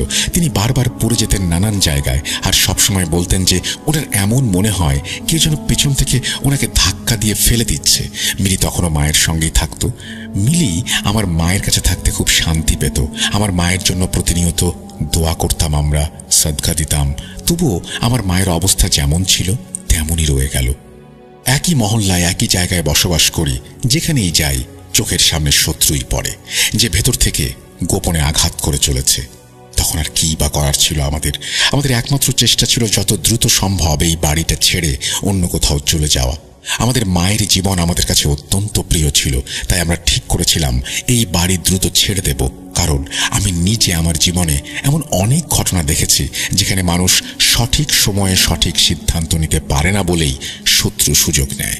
আমরা নতুন বাড়ি খুঁজলাম। আল্লাহর অশেষ রহমতে আমরা একটা বাড়িও পেয়ে গেলাম। সেই বাড়িটা আমরা ভাড়া নিয়ে নিলাম। যেদিন আমাদের বাড়ি পরিবর্তনের কথা, সেদিন সকাল থেকে মিলিকে কোথাও খুঁজে পাওয়া যাচ্ছিল না। বাড়ির সবাই মিলির নাম ধরে চিৎকার করে ডাকছিল, কিন্তু মিলির কোনো সন্ধানই মিলল না। তারপর হঠাৎ আমার নজর মায়ের বিছানা নিচে গেল, আর দেখলাম মিলি সেখানেই মৃত অবস্থায় পড়ে আছে। আমরা সবাই সেদিন এতটাই কেঁদেছিলাম যে মায়ের কাছে সে এতটাই প্রিয় ছিল যে মায়ের ওপর যে বিপদটা এসেছিল সেটা সে নিজের ওপর নিয়েছিল। আর দেখুন, মৃত্যু পর্যন্ত সে তার প্রিয় মায়ের কাছেই ছিল। এরপর আমরা সেই বাড়িটা বদলে ফেললাম, কিন্তু আজও আমি মিলিকে ভুলতে পারিনি। আল্লাহ যেন মিলিকে ভালো রাখেন, দোয়া করবেন। ঘটনাটা একটা ফিয়ার ফ্যাক্টরে পিছিয়ে থাকবে, কিন্তু একবার ভাবুন যদি মিলি না থাকতো এই ফ্যাক্টটা কোথায় গিয়ে ঠেকত।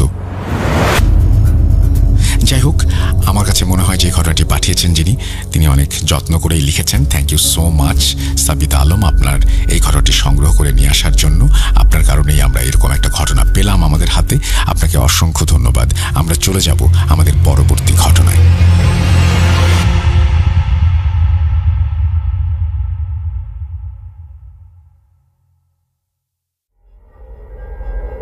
Spirit, be here with me.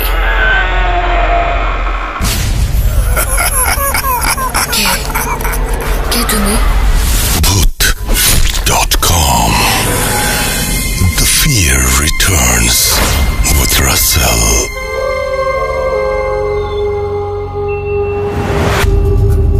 আরও একবার আপনাদের সবাইকে স্বাগত জানাচ্ছি। আমি রাসেল। আশা করছি আপনারা সবাই ভালো আছেন, ভালোর দলে আছেন। আপনারা নিশ্চয়ই RJ Russell Bhoot.com ইউটিউব চ্যানেলটির সাথে পরিচিত। যারা এখনো পর্যন্ত শুনছেন কিন্তু সাবস্ক্রাইব করেননি বা বেল আইকনটি ক্লিক করেননি, তাদেরকে অনুরোধ করব সাবস্ক্রাইব করুন এবং বেল আইকনটিতে ক্লিক করুন।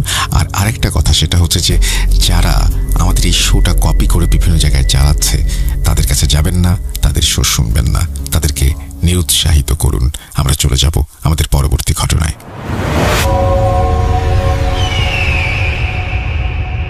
হ্যালো, আসসালামু আলাইকুম রাসেল ভাই। আশা করি ভালো আছেন। আর আমরা সকলে জানি যে আপনি সবসময় ভালোর দলে। আমি মোহাম্মদ শাহিন রানা, আমার বাসা নওগাঁ জেলা, রাজশাহী বিভাগ, মহাদেবপুর থানা। রাসেল ভাই, আজকে আমি যে ঘটনাটি শেয়ার করব আপনাদের মাঝে, সেটি আমার গ্রাম কেন্দ্রিক একটি বিল নিয়ে। সঙ্গত কারণে আমি আমার গ্রামের নামটি হাইড করে যাচ্ছি, কারণ অনেকে হয়তো চিনে ফেলবে। আর এই বিলের কথা বললে হয়তো যারা শুনবেন, শ্রোতা আছেন, তারা হয়তো চিনে ফেলবেন কোন বিলের কথা বলতেছি। যাই হোক রাসেল ভাই, আমি আমার মূল ঘটনায় আসি। রাসেল ভাই, আমাদের গ্রামে যে বিলটা, এটা অনেক পুরনো এবং এই বিল নিয়ে রয়েছে অনেক পৌরাণিক কাহিনী। লোকমুখে শোনা যায় এই বিলটা ছিল বামুনের বিল। বামুনের বিল কিরকম? এই জায়গায় নাকি একজন বামুন তার পরিবার নিয়ে বসবাস করতেন, এবং বসবাস করা অবস্থায় হঠাৎ করে তারা সেখান থেকে উধাও হয়ে যায়, এবং সেই জায়গাটা প্রায় 125 বিঘা জায়গা মিলে পুরোটা একটা বিল আকার ধারণ করে। রাসেল ভাই, এই যে বিল, এই বিলের পাশে রয়েছে একটি দিঘি পাশাপাশি, এবং বিল ও দিঘির মাঝখানে যে একটি গ্যাপের মাঝখানে রয়েছে একটি হিন্দু সম্প্রদায়ের কালী দেবীর পুজো দেওয়ার একটা মন্দির। সেখানে তারা তাদের বিভিন্ন আচার অনুষ্ঠানে কালী পুজো দিয়ে থাকেন। রাসেল ভাই, মজার কাহিনী এটা যে আমাদের এই বিলটা সরকারিভাবে এখন মাছ চাষ হয়, কিন্তু আগে ছিল উন্মুক্ত। যখন জেলে সম্প্রদায়ের লোকজন সেই বিলে মাছ মারত বা জাল ফেলত, তারা সেই কালী দেবীর মন্দিরে পাঠা বলি পুজো দিয়ে না নামলে তারা জাল ফেলতে পারত না। তারা যে জাল ফেলবে বা জাল ফেলছে, তাতে জালটা আর উঠত না।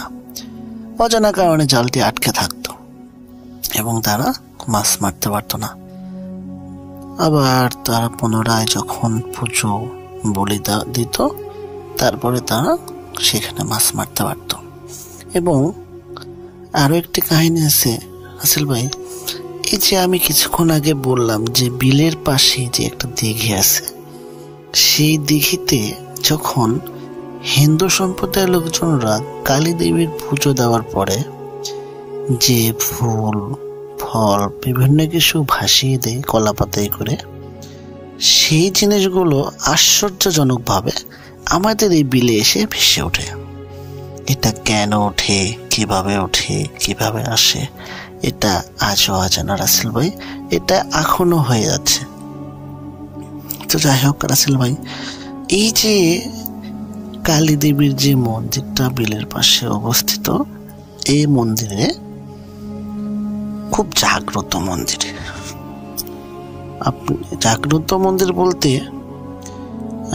সেখানে এমন একটি বট গাছ রয়েছে রাসেল ভাই, বিশাল একটা অনেক পুরনো বট গাছ। সেই বট গাছের মাথাটা মানে গোড়াটা ছিল ইট দিয়ে বাঁধানো গোল করে, এবং রাসেল ভাই সেই বট গাছটা সঙ্গত কারণে এখন আর নেই। এই বট গাছের কাহিনীটা হইল, এই বট গাছের গোড়াটা পুরোটাই 101টা মানুষের মাথা দিয়ে বাঁধা ছিল, মানে শান বাঁধা, মানে ইটের বাঁধার ভিতরে গোড়াতে 101টা মানুষের মাথা দিয়ে বাঁধানো ছিল। রাসেল ভাই, এই যে বট গাছটা, এই বট গাছটা যখন কিছু লোক কাটার চেষ্টা করে রাসেল ভাই, কাটতে গিয়েও তারা বারবার বিফল হয়। কেননা যখন কাটতে যায় কোনো না কোনোভাবে তাদের ক্ষতি হয়। তেমনি পাশের গ্রামের একজন সম্ভবশালী লোক, মানে অনেক উঁচু বংশের একজন লোক, সেই গাছটিকে কেটে ফেলার চেষ্টা করে। তো কেটে ফেলার জন্য যখন লোকজন নিয়ে আসে, রাসেল ভাই আশ্চর্যজনকভাবে গাছের গোড়ায় কোরলের আঘাত করা মাত্র গাছ থেকে তাজা রক্ত বেরিয়ে আসে, এবং যতগুলো লোক গাছগুলো কাটার চেষ্টা করে প্রত্যেকটা লোক রক্ত বমি করে মারা যায়। এবং যে লোকটা গাছটা কাটার জন্য লোক ভাড়া করে নিয়ে এসেছিল, তার 3টা ছেলে এক রাতের মধ্যে মারা যায় রাসেল ভাই। আপনারা হয়তো ভাবছেন শ্রোতা মণ্ডলী যে ঘটনা হয়তো এখানে শেষ। আমার মূল ঘটনাটা এখনো শুরুই হয়নি রাসেল ভাই, আমি আস্তে আস্তে শুরু করতেছি। আমাকে ক্ষমা করবেন রাসেল ভাই, আমার ঘটনাটা অনেক লম্বা হবে। তো আমার ঘটনাটা আমি কন্টিনিউ করতেছি। রাসেল ভাই, এই যে বট গাছ, সঙ্গত কারণে দিনের পরিবর্তে সেই বট গাছটা এখন আর নেই, কিন্তু সে মন্দিরটা এখনো আছে রাসেল ভাই। এই বিল নিয়ে যে মূল ঘটনাটা, সেটা হলো রাসেল ভাই, এই যে আমি একটু আগে বলছিলাম বর্তমানে সরকারিভাবে মাছ চাষ হয় এখানে রাসেল ভাই। তো এখানে যারা পাহারা দেয়, মাছ পাহারা দেয় রাতের বেলা, নাইট গার্ড থাকে ভাই, 3 পাশে 3টি ঘর আছে, টং সিস্টেম ঘর করে তারা পাহারা দেয় রাতের বেলা, 3 জন 3 দিকে থাকে। তো সেখানে একজন লোক ছিল রাসেল ভাই, চিনার বাসা ছিল রাজশাহীর তানোর থানায়। তিনি পেটের দায়ে পেশাগত কারণে এখানে নাইট গার্ডের চাকরি নিয়েছিল রাসেল ভাই।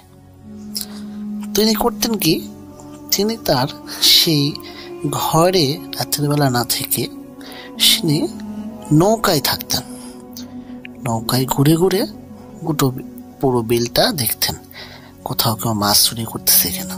তো রাসেল ভাই এইভাবেই সে প্রতিনিয়ত এইভাবে করে যাচ্ছে তারা। হঠাৎ করে একদিন রাসেল ভাই তিনি খেয়াল করতেছেন আর এক পাশে কোথাও মানে জাল ফেলার মতো শব্দ হয়, বা মাছ অনেক নড়াচড়া করতেছে। সে মনে করে হয়তো চোর এসেছে মাছ মারার জন্য। তো তিনি বিষয়টি খেয়াল করেন এবং সেদিকে নৌকা নিয়ে যাওয়া শুরু করেন।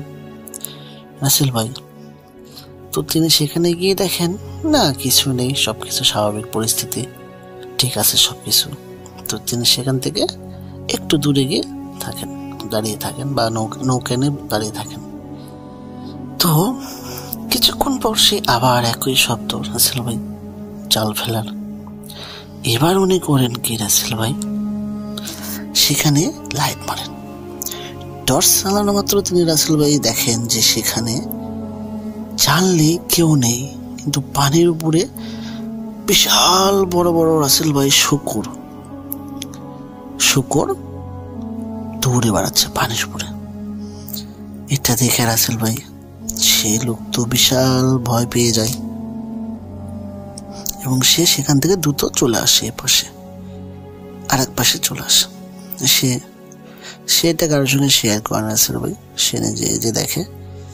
তো পরের দিন সে আবারও একইভাবে নৌকা নিয়ে ঘুরতেছে। এবং কি রাসেল ভাই একটা কথা বলে রাখি, সে নৌকা নিয়ে ঘুরতে ঘুরতে নৌকাতেই ঘুমিয়ে পড়ে রাসেল ভাই। পরের দিন সে নৌকা নিয়ে বিলের মাঝে নৌকাটা বেঁধে ঘুমিয়ে পড়ে। তো রাসেল ভাই হঠাৎ করে দেখে তার নৌকাটি অটোমেটিকলি ডুবে গেল। নৌকা ডুবে যাওয়ার পরে সে সাঁতরে পাড়ে চলে আসার পরে রাসেল ভাই ওই যে আগের দিন দেখছে সেই ঘটনাগুলো, পরের দিনে তার নৌকা ডুবে যায়। এবার সে একটু ভয় পেয়ে যায়। এমনিতেই সে ছিল অনেক সাহসী লোক, কিন্তু রাসেল ভাই 2 দিন পর একই ঘটনায় সে একদম ভয় পেয়ে যায়। পরের দিন রাসেল ভাই সে মনে মনে চিন্তা করে থাকে যে আজকে দেখবে সে মানুষে এটা করে না কি, দেখার জন্য রাসেল ভাই সে না ঘুমিয়ে নৌকাতে বসে থাকে। ঠিক রাত্রি যখন 2টা-3টা, ঠিক সেই সময় রাসেল ভাই দেখে যে বিশাল বড় একটা অবয়ব, পুরো শরীর লোমে ঢাকা, মানুষের আকৃতির, তার নৌকাটার পাটাতনে হাত দিয়ে চেষ্টা করছে ডুবানোর জন্য। এখানে সে একটি সবচেয়ে বড় ভুল করে রাসেল ভাই, যে সে যে অবয়বটা নৌকার পাটাতনে হাত দিয়ে নৌকা ডুবানোর চেষ্টা করছে, সে ওইটার হাত বরাবর লম্বা একটা লাঠিতে বাড়ি মারার পর সঙ্গে সঙ্গে রাসেল ভাই হয় কি, বিকট একটা আওয়াজ করে সে অবয়বটা সেখান থেকে হারিয়ে যাওয়ার পরে চলে যায়, সবকিছু স্বাভাবিক হয়ে যায়। রাসেল ভাই তিনি দোয়া দরুদ পড়ে ঘুমিয়ে পড়েন। এই অবস্থায় রাসেল ভাই সে স্বপ্নে দেখে যে ওই অবয়বটা তার স্বপ্নে এসে বলতেছে, তুই কাজটা ঠিক করস নাই, তুই আমার হাত দুটো ভেঙে দিয়েছিস, এর ফল তোকে পেতে হবে, তুই আমাকে চিনতে পারিস নাই, আমি মা শানকালী। এভাবে বলে সে অবয়বটা তার স্বপ্নে চলে যায়। তা রাসেল ভাই সে এই ঘটনার পর এইভাবে একই ঘটনা চলার পরে সে অসুস্থ হয়ে পড়ে। তারপরে রাসেল ভাই ঠিক তার 2 দিন পর সে পূর্ণিমা রাত, একদম চাঁদের আলোয় সবকিছু পরিষ্কার দেখা যাচ্ছে। রাসেল ভাই তিনি খেয়াল করেন যে রাত 3টার দিকে এক মহিলা কাপড় কাচতেছে, কিন্তু স্বাভাবিকভাবে রাসেল ভাই এটা কখনোই সম্ভব না, এত রাতে মহিলা কোথা থেকে আসবে। যে রাসেল ভাই সে আস্তে আস্তে সেদিকে মহিলার দিকে এগিয়ে যায়, গিয়ে নৌকা থেকে নেমে পাড়ে এসে শুকনো জায়গায় নেমে সে মহিলার কাছে গিয়ে জিজ্ঞেস করে, মহিলাকে বলে, এই তুমি কে, এখানে কি করতেছো, কি কাজ তোমার এখানে, তুমি এত রাতে এখানে কেন, কি কাপড় কাচতেছো? রাসেল ভাই ওই মহিলাটা এক মনে কাপড় খেঁচে যাচ্ছে, ওর সঙ্গে কোনো কথা বলে না।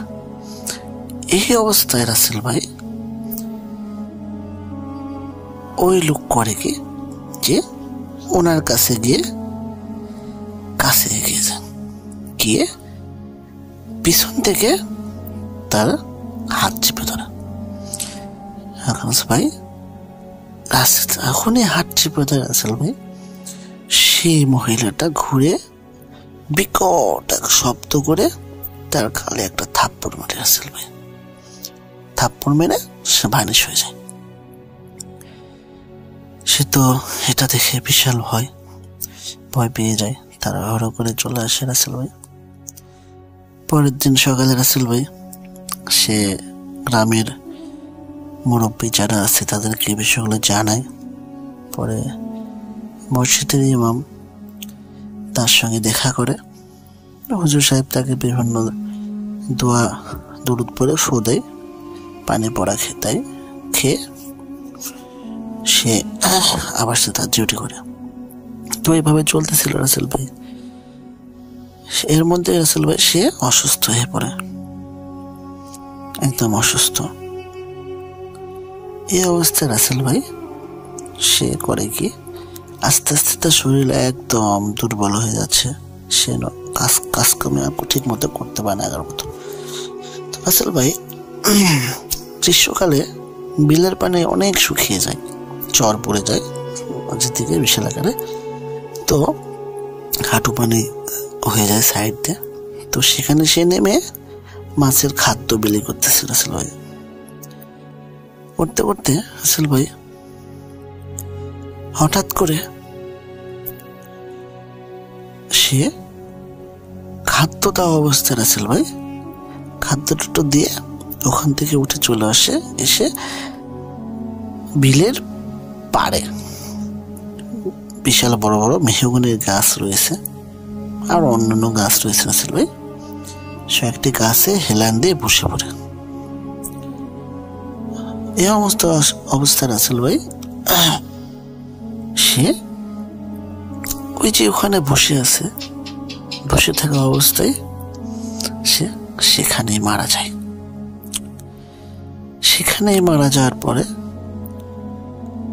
লোকজন তো এটা দেখে যে এই লোক তো এই বিলে পাহারা দেয় নাইতে, সেখানে বসে আছে কেন?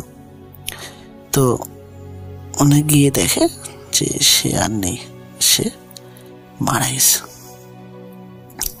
তো রাসেল ভাই এই যে লোকটা মারা যাওয়ার পরে পুরো গ্রামে একটা শোকের ছায়া পড়ে আসে যে আহারে দূর থেকে আসছে লোকটা মারা গেল, সবাই আফসোস করে। যাই হোক রাসেল ভাই তার লাশ পরিজনের কাছে সবাই পাঠিয়ে দেওয়া হয়, নিয়ে চলে যায়। আশ্চর্যজনক রাসেল ভাই যে এই লোকটা মারা যাওয়ার পরের দিন সকালে ওই যে গাছটা, ওই গাছটা পুরোটাই ভেঙে পড়ে যায় অর্ধেক। রাসেল ভাই এই ছিল আমার ঘটনা। যদি ভালো লাগে শেয়ার করবেন, ভবিষ্যতে আমি আরো ঘটনা পাঠাবো ইনশাল্লাহ। ভালো থাকবেন রাসেল ভাই। food.com দীর্ঘজীবী হোক।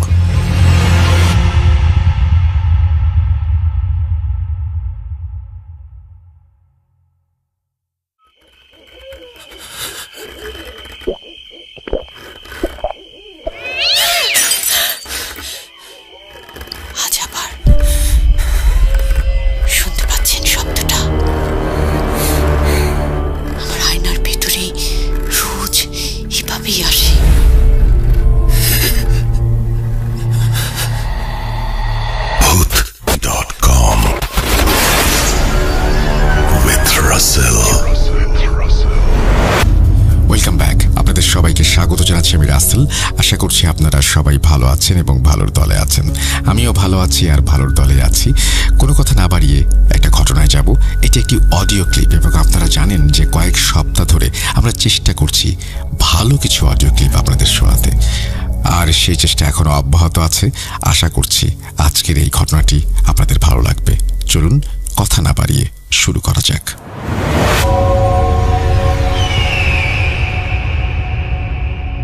আসসালামু আলাইকুম রাসেল ভাই, কেমন আছেন? আশা করি ভালো আছেন। আমি নূর মিজান বলছিলাম আমিরাতের আজমান শহর থেকে। আমিরাত বললে অনেকে চেনে না, দুবাই বললে এই দেশটাকে সহজেই সবাই চিনতে পারে। আমি একজন দুবাই প্রবাসী। আর আমি হচ্ছে ভূত এফএম এর খুব পুরানো সদস্য।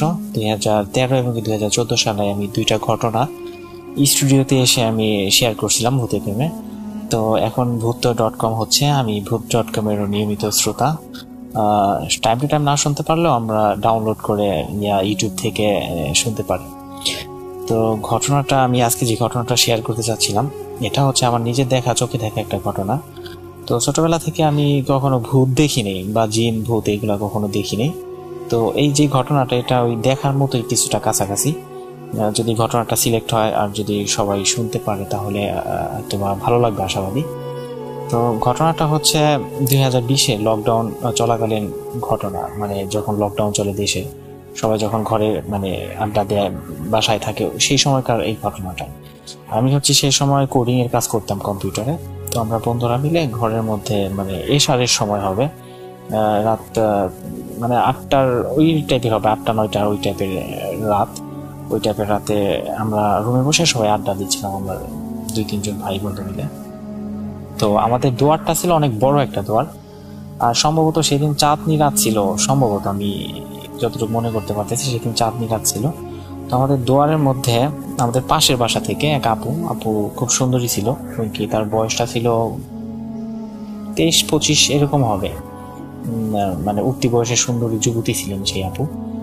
তো ঘটনা ওই আপুটাকে নিয়ে।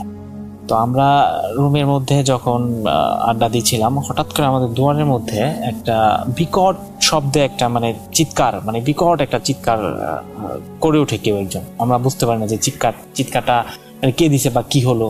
হঠাৎ করে আমরা সবাই যে যার মুখের দিকে তাকাইছি যে এটা কি, সাউন্ডটা কোথা থেকে আসলো। পরে প্রায় 15-20 সেকেন্ড পরে আবারও আর একটা চিৎকার। পরে আমরা সবাই বাইরে আসলাম, এসে দেখি আমাদের দুয়ারের মধ্যে ওই পাশের বাসা আপু এসে মানে চিৎকার দিতেছে আর হই হই করতেছে। এটা অনেকটা আমার নিজে চোখে দেখা, ওই অনেকটা একটা হচ্ছে ওই আর্মিরা যে মানে প্যারোড করে না, লেফট রাইট করে, হাত পা উঁচা করে মানে ইয়ে করে, ঠিক অনেকটা ওই টাইপের আর কি। মানে হাত তো উঁচা করতেছে, পা উঁচা করতেছে আর মুখ দিয়ে খুব মানে জোরে জোরে চিৎকার করতেছে হই হই করে। মানে শব্দটা অনেক বিকট, একটা মেয়ে মানুষের মুখ থেকে এরকম শব্দ মানে আসাটা মানে এটা কোনোভাবেই স্বাভাবিক না। তো আমি এইগুলো দেখে কখনো অভ্যস্ত না। আর ওনার কি হয়েছে, কি আসা বিষয় আমরা মানে কেউই তখন অবগত না। উনি মানে আমরা তো দেখি মানে আপুটা ভালো, চলাফেরা সবকিছু এভরিথিং ওকে, বাট আজকে কেন এমন হচ্ছে মানে কেউ কিছু বুঝে উঠতে পারতেছি না। তখন আমার আম্মু কিছুটা বুঝতে পারে যে সামথিং ইজ ডিফারেন্স। সো ওই আম্মু কাছে গিয়ে ওই আয়াতুল কুরসি পড়ে ওই আপুটার মুখে ফু দেওয়ার সাথে সাথে আপুটা মানে আরো বেশি চিৎকার দিয়ে ওঠে যে আমার মুখে কি দিলি, আমাকে এমন লাগতেছে কেন, আমার মুখে ফু দিলি কেন, এই ধরনের কথা বলে, এবং কি খুব হই হুল্লা করতেছে আর মানে আরো বেশি রেগে যায় তখন। কিন্তু আপুটাকে কে ধরবে কি করবে মানে এটা কারোরই বুঝে আসতেছিল না। আর যেহেতু উনি একজন যুবতী মানুষ, যুবতী নিয়ে, তো চাইলেই মানে আমরা যে মানে ধরবো ইয়া করবো মানে এটা এই বিষয়গুলো আমাদের কাছে অতটা মানে ইয়া ছিল না। তারপরে হচ্ছে এটা মানে ভয় লাগতেছিল আমার, যেটা কি হবে না হবে, এরকম কেন করতেছে। আম্মুকে আমি ডাকতেছি যে তুমি চলে আসো, মানে কিছু একটা করতে পারে। তখন মানে কারো তো একজন ধরতে হবে, তাছাড়া তো এটা হচ্ছে না, মানে কন্ট্রোল করা যাচ্ছে না। তিনি বলতেছে যে আমাকে কেউ ধরার চেষ্টা করবে না, আর আমি হচ্ছে বাসা থেকে চলে যাবো। তো এটা আমাদের গাজীপুর এলাকা আশেপাশে হচ্ছে বন জঙ্গলের আধিক্যটা একটু বেশি, মানে আমাদের বাড়ি ঘরে এপাশ ওপাশ মানে একটু সরকারি ফরেস্ট আছে আশেপাশে। তো জঙ্গলে যদি এই রাত করে একটা মেয়ে মানুষ ঢুকে যায় তাহলে তো একটা মানে খারাপ অবস্থা। কোথা থেকে কোথায় চলে যাবে, তাকে পাওয়া যাবে কিনা, তাকে তো আটকানোর কোনো রাস্তা হচ্ছে না। মানে এরকম হচ্ছে, খুব হই হই করে চিল্লাচিল্লি করতেছে এবং সবাই বলতেছে ধরো ওকে, ধরলেও শান্ত হবে, কিন্তু কেউ ধরতে পারতেছে না। তখন কি হবে না হবে এরকম চললো প্রায় 15-20 মিনিট আমাদের দুয়ারের মধ্যে এরকম হলো। সবাই আশেপাশে যারা মানে সবাই তো তখন বাসায়, লকডাউনের সময়, তখন সবাই চারিপাশ থেকে বাসায় মানে বাইরে চলে আসছে তাকে দেখার জন্য এরকম কেন করতেছে। তো তিনি অলরেডি করছে কি আমাদের বাসা থেকে বের হয়, মানে তিনি রাস্তার দিকে চলে যাইতেছেন যে তিনি এখানে থাকবে না, তিনি বাসা থেকে বের হয়ে চলে যাবেন। তো চলে যাইতেছে। তো আমাদের বাসায় এক আপু ছিল, উনি করছে কি বাইরে যখন অলরেডি চলে গেছে ওই আপুটা, তখন আমাদের বাসায় যে আপু ছিল সে আবার পিছন দিক দিয়ে গিয়ে মানে পুরোটা মানে ওনাকে পাকড়াও করে ধরে ফেলে, 2 হাতের পাঞ্জা কবজি সহ, যাতে নড়াচড়া করতে না পারে। তখন আবার ওই আপুর যেই হাজবেন্ড ছিল ওই ভাইয়াটা আপুর ধরা দেখে ওই ভাইয়াটা আবার দুজনকে সহ মানে কি জড়ায় ধরে, যাতে মানে চলে যেতে না পারে বা কন্ট্রোল করতে সহজ হয়। তখন আমাদেরকে বললো যে দ্রুততম সময়ে তোমরা হাত আর পা বেঁধে ফেলো।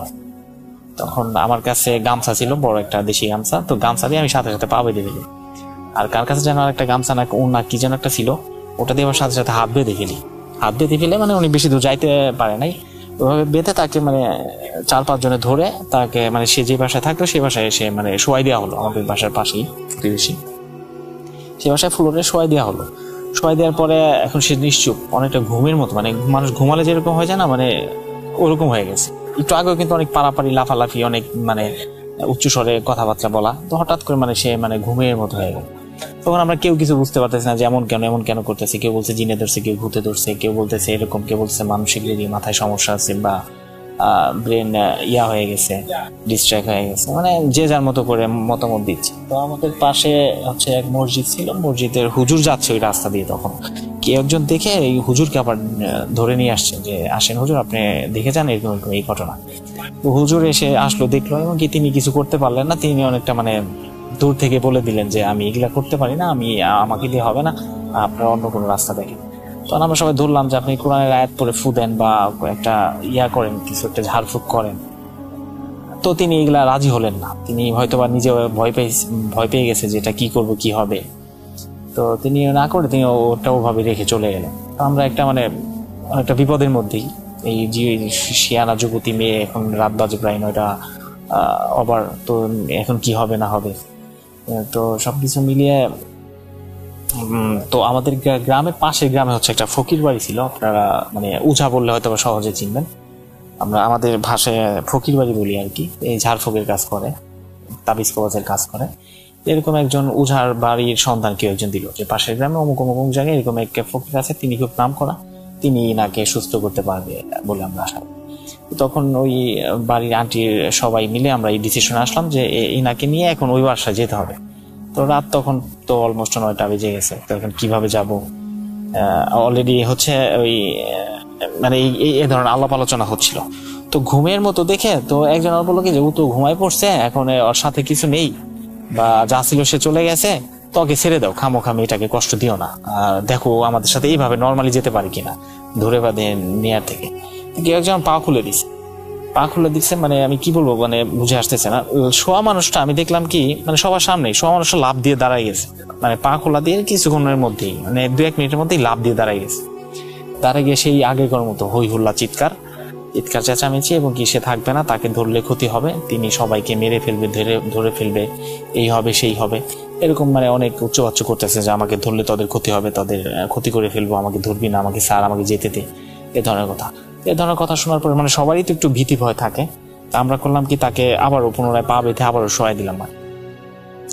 তখন ওই আমার যে আপুটা প্রথমে ধরছিল ওই আপুকে আবার জিজ্ঞাসা করলাম যে আপু কি ব্যাপার, আপনি ধরলেন, যে সাহস পেলেন কোথায় বা বিষয়টা কি, আপনি কি অবগত কি না এই বিষয় সম্পর্কে। তখন ওই আপু বললো যে ওনার শাশুড়ি এই সমস্ত বিষয় খুব হ্যান্ডেল করতেন, তিনি জানেন দেখেন, এবং কি তিনি সেখান থেকে তার সাহস। তো বললাম যে কি ব্যাপার, এটা কিভাবে করা যায়। তো তারা সবাই মিলে আমরা ডিসিশন নিলাম যে ওই ফকির বাড়ি যেতে হবে ইমিডিয়েট, রাত যত গভীর হবে ঝামেলা তত বাড়বে। তো আমরা করলাম কি, এটা গাড়িটা আমি কিভাবে বুঝাই আপনাদের, এটা ওয়ান কাইন্ড অফ সিএনজির মতো আর কি, পেট্রোলে চলে, এক ধরনের মানে দেশীয় প্রযুক্তিতে বানানো এক ধরনের গাড়ি। তো সেখানে পিছনে মানে মানুষ বসে যাওয়া যায়, আগেকার দিনে বেবি ট্যাক্সির মতো অনেকটা দেখতে। তো ওই ধরনের একটা গাড়ি আমাদের পাশের বাসার এক ভাই চালাতো, সে আবার গাড়ির সাথে সাথে নিয়ে আসছে যে আমরা গাড়ি নিয়ে আসছি, গাড়িতে করে ওনাকে নিতে হবে। তো আমাদের আরো 2-3টা ফ্রেন্ড ছিল, তারা আবার মোটরসাইকেল নিয়ে আসলো সাথে যাওয়ার জন্য, মানে এভাবে তো আর মানুষ ছাড়া যাওয়া যায় না। তো তাকে কি করা হলো, আমরা অলরেডি তো হাত পাও বাঁধা অবস্থায় তাকে ওই গাড়িতে বসাই দেওয়া হলো। বসাই দেওয়ার পর মানে কোনোভাবেই তাকে রাখা যাচ্ছে না, কাউকে পারে তো পা দিয়ে লাথি মারে, খুব ছাটাফাটা করে, প্লাস হচ্ছে মাথা বাড়ি দিতে চায় সাথে। তো তাকে করা হলো কি, শাড়ি কাপড় আছে না মহিলাদের, শাড়ি কাপড় দিয়ে তাকে পুরোটা পেঁচাই ফেলছি আমরা, মানে হাত যাতে ছোটাছুটি না করতে পারে, পা ছোটাছুটি না করতে পারে, এইভাবে তোরা পুরো বডিটা ওই গাড়ির সাথে এক কোণারে মিশে মানে বাইধা ফেলছে। বাইদা ফেলছে এবং কি মানে তাকে কোনোভাবে কন্ট্রোল করা যাচ্ছে না, খুব জোরে সোর করে চিল্লাচিল্লি করে এবং কি খুব লাফালাফি ছাটাছাটি করে, আমাকে ছেড়ে দাও, আমি চলে যাব, আমি চলে যাব, আমাকে ছেড়ে দাও, আমাকে যাইতে দাও, তোমরা আটকেও না, তোমাদের ক্ষতি হবে, তোমাদের ক্ষতি করে ফেলবো, এই ধরনের মানে অনেক ধরনের অনেক কথাবার্তা বলে। তো আশেপাশে কয়েকজন আন্টি তার সাথে আসলেন, তার সাথে এসে মানে সূরা কেরাত যে যার যেটা যেভাবে জানা ছিল সেভাবে পড়তেছে, ফু দিতেছে, কেউ আয়াতুল কুরসি, কেউ সূরা ইয়াসিন, এভাবে মানে ওই ফকির বাড়িতে আমরা পৌঁছালাম। তো ফকির বাড়িতে হচ্ছে গাড়িটা পার করে যখন গাড়ি থেকে নামাই নিয়ে যাইতেছি, মানে তাকে কোনোভাবে আমরা 3-4 জন পুরুষ মানুষ তাকে ধরে রাখতে পারতেছি না, মানে খুব বাঘ দেয়, মোচড় দেয়, এভাবে মানে খুব একটা খারাপ অবস্থা যাচ্ছে তখন। তো অনেক কষ্টের সৃষ্টি তাকে ফকির বাড়িতে নিয়ে আমরা দুয়ারের মধ্যে নিলাম। তো গ্রামের বাড়ি, রাত হয়ে গেছে 9টা বাজে, 9:30 10টার মতো বেজে গেছে সেই সময়টাতে। তো ফকির অলরেডি ঘুমাই পড়ছে। তো ফকিরের সম্ভবত উনি ফকিরের ছিলেন, মানে কি বলবো, তার ওয়াইফ বের হয়ে আসে, তিনি দেখলেন এই অবস্থা, তিনি দেখে আবার ফকিরের ডাক দিয়ে নিয়ে আসলেন। ফকিরের ঘরের বাইরে একটা দরগা ঘরের মতো আর কি, গ্রামে যারা থাকেন তারা হয়তো বুঝবেন এই ভাষাগুলা, দরগা ঘরের মতো, সেখানে টুকটাক কিছু আগরবাতি মোমবাতি সাজানো থাকে। তো এমত অবস্থায় তাকে হাত পা তো কোনোভাবে ছাড়তে পারতেছি না। তিনি ফকিরের ঘুম থেকে উঠে এসে তাকে দেখে বলছে, হ্যাঁ বুঝতে পারছি, সমস্যা নেই, তোমরা চিন্তিত হও না, আমি দেখতেছি এটাকে কি করা যায়। তো তিনি আমার ওনাকে নিয়ে ঘরের ভেতরে ঢুকতে বললেন, ঘরের ভেতরে বারান্দার মধ্যে। আমি মানে আপনাদেরকে বলে বোঝাতে পারবো না বিষয়টা কতটা মানে অবাক করার মতো।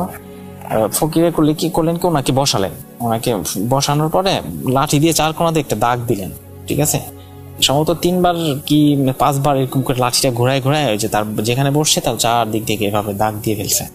তো আমাদের বলতেছে ওনাদেরকে হাত পা বাঁধন খুলে দেন, এখন আর কোনো সমস্যা নেই। তা আমরা তো বললাম যে হাত পা বেঁধেই তো রাখা যাচ্ছে না, আর হাত পা খুলে দিলে তো লাফ দিয়ে উঠে দৌড় দিয়ে চলে যাবে, আর ধরে রাখতে সমস্যা হবে। বললো যে কোনো সমস্যা না, যা করার আমি করে ফেলছি, আপনারা জাস্ট হাত পা খুলে দিয়ে দাগের বাহিরে আপনারা চলে যান, যে সার্কেলটা করা হচ্ছে সার্কেলের বাহিরে আপনারা চলে যান।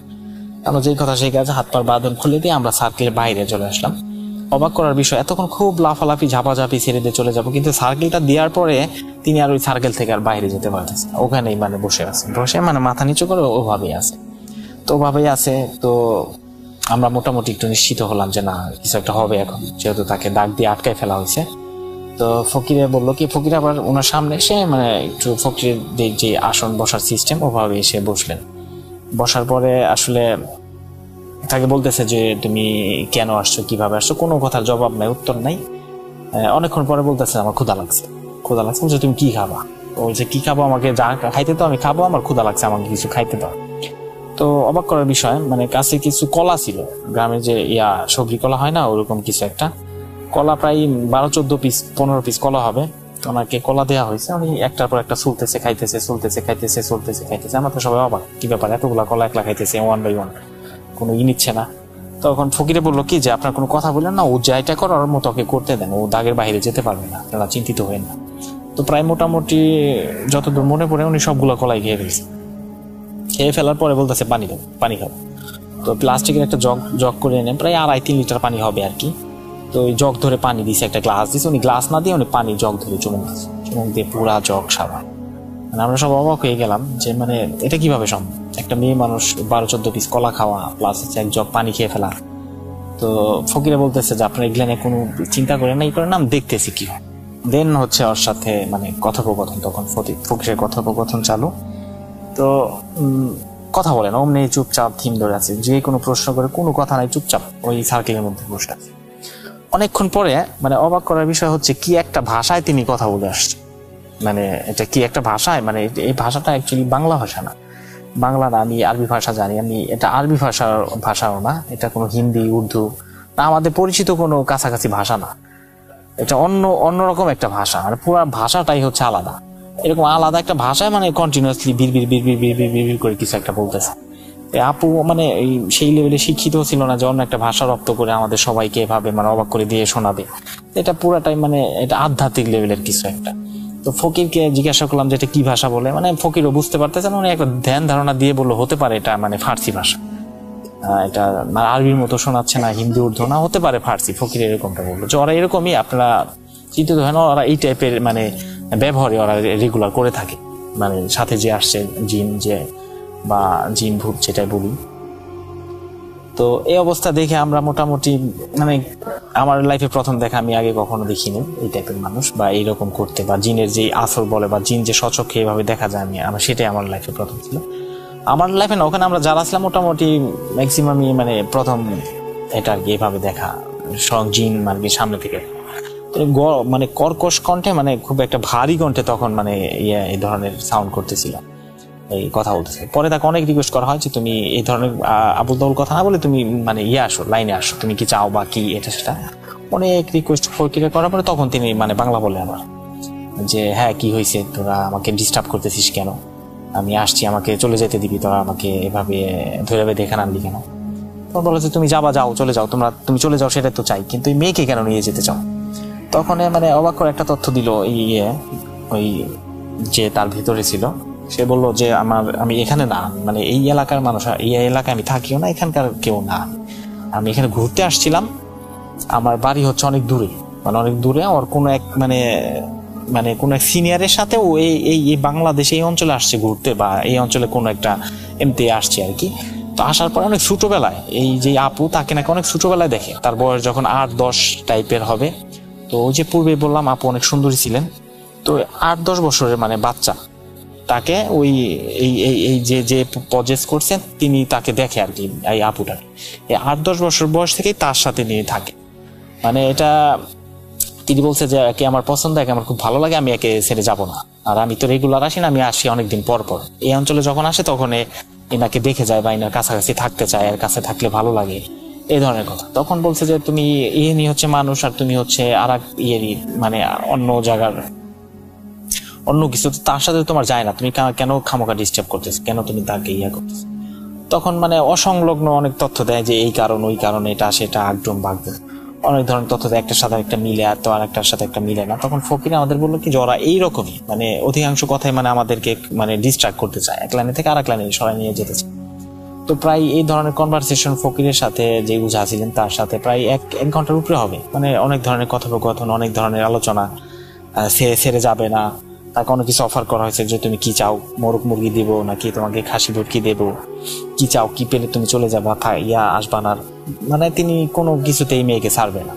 তিনি আমরা ফকিরে ছাড়াতে গেলে তার কষ্ট হবে, তার ক্ষতি হবে, তাকে ক্ষতি করে ফেলবে, বংশ নির্বংশ করে ফেলবে, এই ধরনের অনেক ভয়ভীতি দেখাইছে। দেখানোর এক পর্যায়ে ফকিরে খুব রেগে গেছে যে তুমি যাইতেছ না, তোমার আমি এখন ব্যবস্থা নেব, যেটা তোমার অনেক ক্ষতি হবে, আমি চাই না তোমার ক্ষতি করতে, তুমি এই মেয়ের শরীর থেকে বের হয়ে চলে যাও। পরে বলতেছে তুমি আমাকে ক্ষতি করবা, আমার যে আরো মানে আমার যে পরিচিত আরো যে যারা আমার সিনিয়র আছে তারা কিন্তু তোমাকে ছাড়বে না, তারা কিন্তু তোমাকে ঠিকই ক্ষতি করবে, অতএব আমাকে আমার মতো থাকতে দাও। তো এই ধরনের অনেক কনভারসেশন হয় ফকিরের সাথে, আমরা সবাই তাকায় দেখতেছি, কেউ মানে সবাই মানে এটা ফার্স্ট টাইম দেখতেছি, আমাদের কাছে অবাক লাগতেছে। তখন প্রায় 1 ঘন্টা কথা বলার পরে কোনোভাবেই সে শরীর ছেড়ে যাবে না, ওইভাবেই থাকে, কিছুক্ষণ চুপ থাকে, কিছুক্ষণ আবার কথা বলে। তখন ফকির করলেন কি, ওনার দরগা ঘর যেটা, সেখান থেকে আমার মানে আমি দৃশ্যমান যেটা দেখলাম সেটা হচ্ছে চুনা, পান খাওয়ার যে চুনাটা নয়, পান খাওয়ার চুনাটা, পান খাওয়ার অনেক কথাবার্তা বলার পরে কোনোভাবেই সে যাবে না, কোনোভাবেই তাকে তাড়ানো যাচ্ছে না। তখন পান খাওয়ার চুনাটা এনে ফকিরে কি মানে বিড়বিড় করে পরে পান খাওয়ার চুনার মধ্যে ফুটিয়ে তারপর ওই যে মেয়েটার নাকের মধ্যে, ওই আপুটার নাকের মধ্যে মানে জোর করে মানে নাকের মধ্যে ঘষা দিয়ে দেয়, নাকের যেই সামনে ঠোঁটের অংশটা আছে এখানে জোর করে ঘষা দিয়ে দেয়। ঘষা দেওয়ার পরে মানে ওই আপু খুব জোরে চিল্লাচিল্লি করে উঠে যে এটা আমাকে কি দিলে, আমাকে শেষ করে ফেলতেছিস, কি দিলে, এটা আমাকে মাইরা ফেলতেছিস তোরা, তোদের ভালো হবে না, তোদেরকে দেখে নেবো, এটা কি দিলি তোরা, এইভাবে বলে মানে চুপ করে ঘুমায় পড়ে। 2-3 মিনিটের মতো চুপ করে ঘুমায় পড়ার পরে ফকিরে বললো কি যে এর সাথে একটা তাবিজ ছিল, সম্ভবত তাবিজটা কার্যকারিতা নষ্ট হয়ে গেছে। তখন সত্যি তার হাতে একটা তাবিজ ছিল, বাম হাতে না ডান হাতে সেটা মনে আসতেছিল আমার। তো তাবিজটা দেখা গেল তখন যে হ্যাঁ হাতে একটা তাবিজ আছে। তখন ফকিরে বললো কি যে তাবিজটা চেক করে দেখা গেল তাবিজের ভিতরে কিছু নাই, কিছু একটা তাবিজের ভেতরে দেওয়া ছিল, সেটা মানে পড়ে গেছে, যে কারণে আবারও পজেস করতে পারছে। তখন ফকিরে করলো কি নতুন করে তাবিজ বানাই দিল এবং কি তাকে বললো যে আর একটু পরে জ্ঞান আসলে আপনার বাসায় নিয়ে যায়, আর কালকে সকালে আরো কিছু কাজ আছে, আরো কিছু তাবিজ করতে হবে বা আরো কিছু ফকিরদের যে রিচুয়াল আছে সেগুলো করতে হবে, কালকে সকালে আবার আসতে হবে। তো প্রায় 5-7 মিনিট পর ওই আপু তখন আবার জ্ঞান ফিরে হাসতেছে আমাদের দিকে তাকায় যে ভাই আপনারা এখানে এত মানুষ কেন, আমি এখানে আসলাম কিভাবে, এভাবে বলে হাসতেছে। তখন আমরা বুঝতে পারলাম যে হ্যাঁ এখন তিনি স্বাভাবিক সেন্সে আসছে। পরে আমরা বললাম যে হ্যাঁ তোমার সাথে এরকম হয়েছিল, তুমি এরকম আচরণ করছো, তো তোমাকে এখানে আনা হয়েছে সুস্থতার জন্য, এখন তুমি সুস্থ বাসায় যেতে পারো। তখন ইনি বললেন যে হ্যাঁ এটা আমার ছোটবেলা থেকে সমস্যাটা, এবং আমার কাছে তাবিজ ছিল, কিছুদিন পর পর তাবিজ নষ্ট হয়ে যায় আর এই সমস্যাটা হয়, তাবিজ যতদিন থাকে ততদিন ভালো থাকে। পরে আবার সবাই মিলে আমরা তখন বাসায় চলে আসলাম। তো রাসেল ভাই ছিল আমার ঘটনা। জানি না কার কাছে কেমন লাগছে, তবে আমার বাস্তব দেখা এটাই হচ্ছে জিনের একটা আর কি পজেস একটা হিস্ট্রি। তো যদি ঘটনাটা সিলেক্ট হয়ে থাকে খুশি হব, এবং চেষ্টা করবো ভবিষ্যতে আরো ঘটনা কালেক্ট করে শেয়ার করার জন্য ভূত.com এর সাথে। সবাই ভালো থাকবেন, খোদা হাফেজ।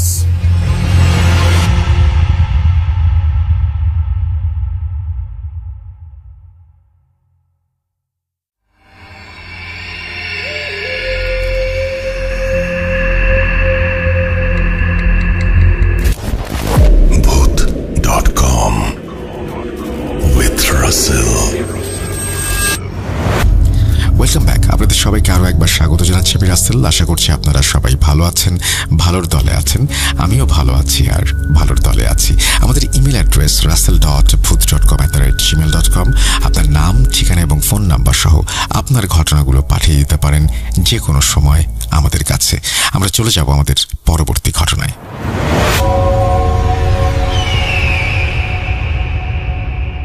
আসসালামু আলাইকুম রাসেল ভাই ও সকল লিসেনার্স, আশা করি আপনারা সকলে ভালো আছেন আল্লাহর রহমতে।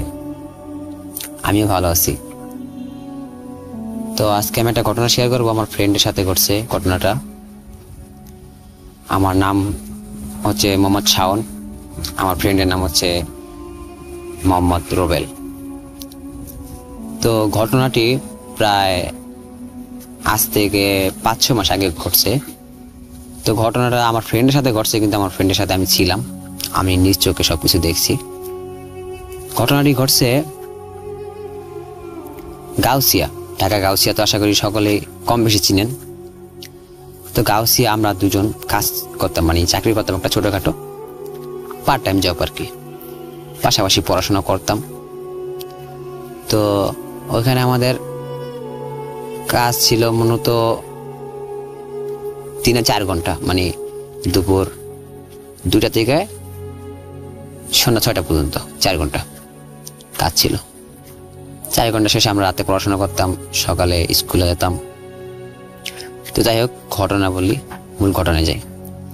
তো আমার ফ্রেন্ডের নাম রোবেল একটা মেয়েকে পছন্দ করতো, গাউসিয়া একটা মেয়েকে পছন্দ করতো। তো মেয়েটাকে পছন্দ করার পরে মেয়েটাকে মানে প্রস্তাব দিল যে আমি তোমার সাথে রিলেশন করতে চাই, তুমি কি আমার সাথে রিলেশন করবে? মেয়েটা সরাসরি বলল যে আপনার চেহারা আপনি কোনো সময় আয়নায় দেখছেন? আপনি যে আমার এই কথা বললেন, আগে নিজের চেহারা আয়নায় দেখে আসেন, তারপর আমার এই কথা বললেন। আর একটা কথা রাসেল ভাই, আমার ফ্রেন্ড কিন্তু একটা মানে সম্মান জিনিস অনেক শ্রদ্ধা করে, তো ওই বিষয়টা মানতে পারেনি। ওই যে অপমানটা হয়েছে, এটা বিষয়টা মানতে পারেনি। এখানে যদি মেয়েটা না বলতো যে না ভাই আমার পক্ষে সম্ভব না, এটা বললে হয়ে যেত, এত কিছু না বললে পারতো। তো আমার ফ্রেন্ড পরে আমার সাথে দেখা করলো, আয়সা পরে মন খারাপ করে বসে আছে। তো আমি বললাম যে ভাই কি হয়েছে, তোর সমস্যা কি? বলে শাওন এমন আমি তো একটা মেয়েকে পছন্দ করতাম, অফার দিয়েছিলাম, কিন্তু দেখ আমার রিজেক্ট করে দিয়েছে। আমি বলতেছি কোন মেয়েটা?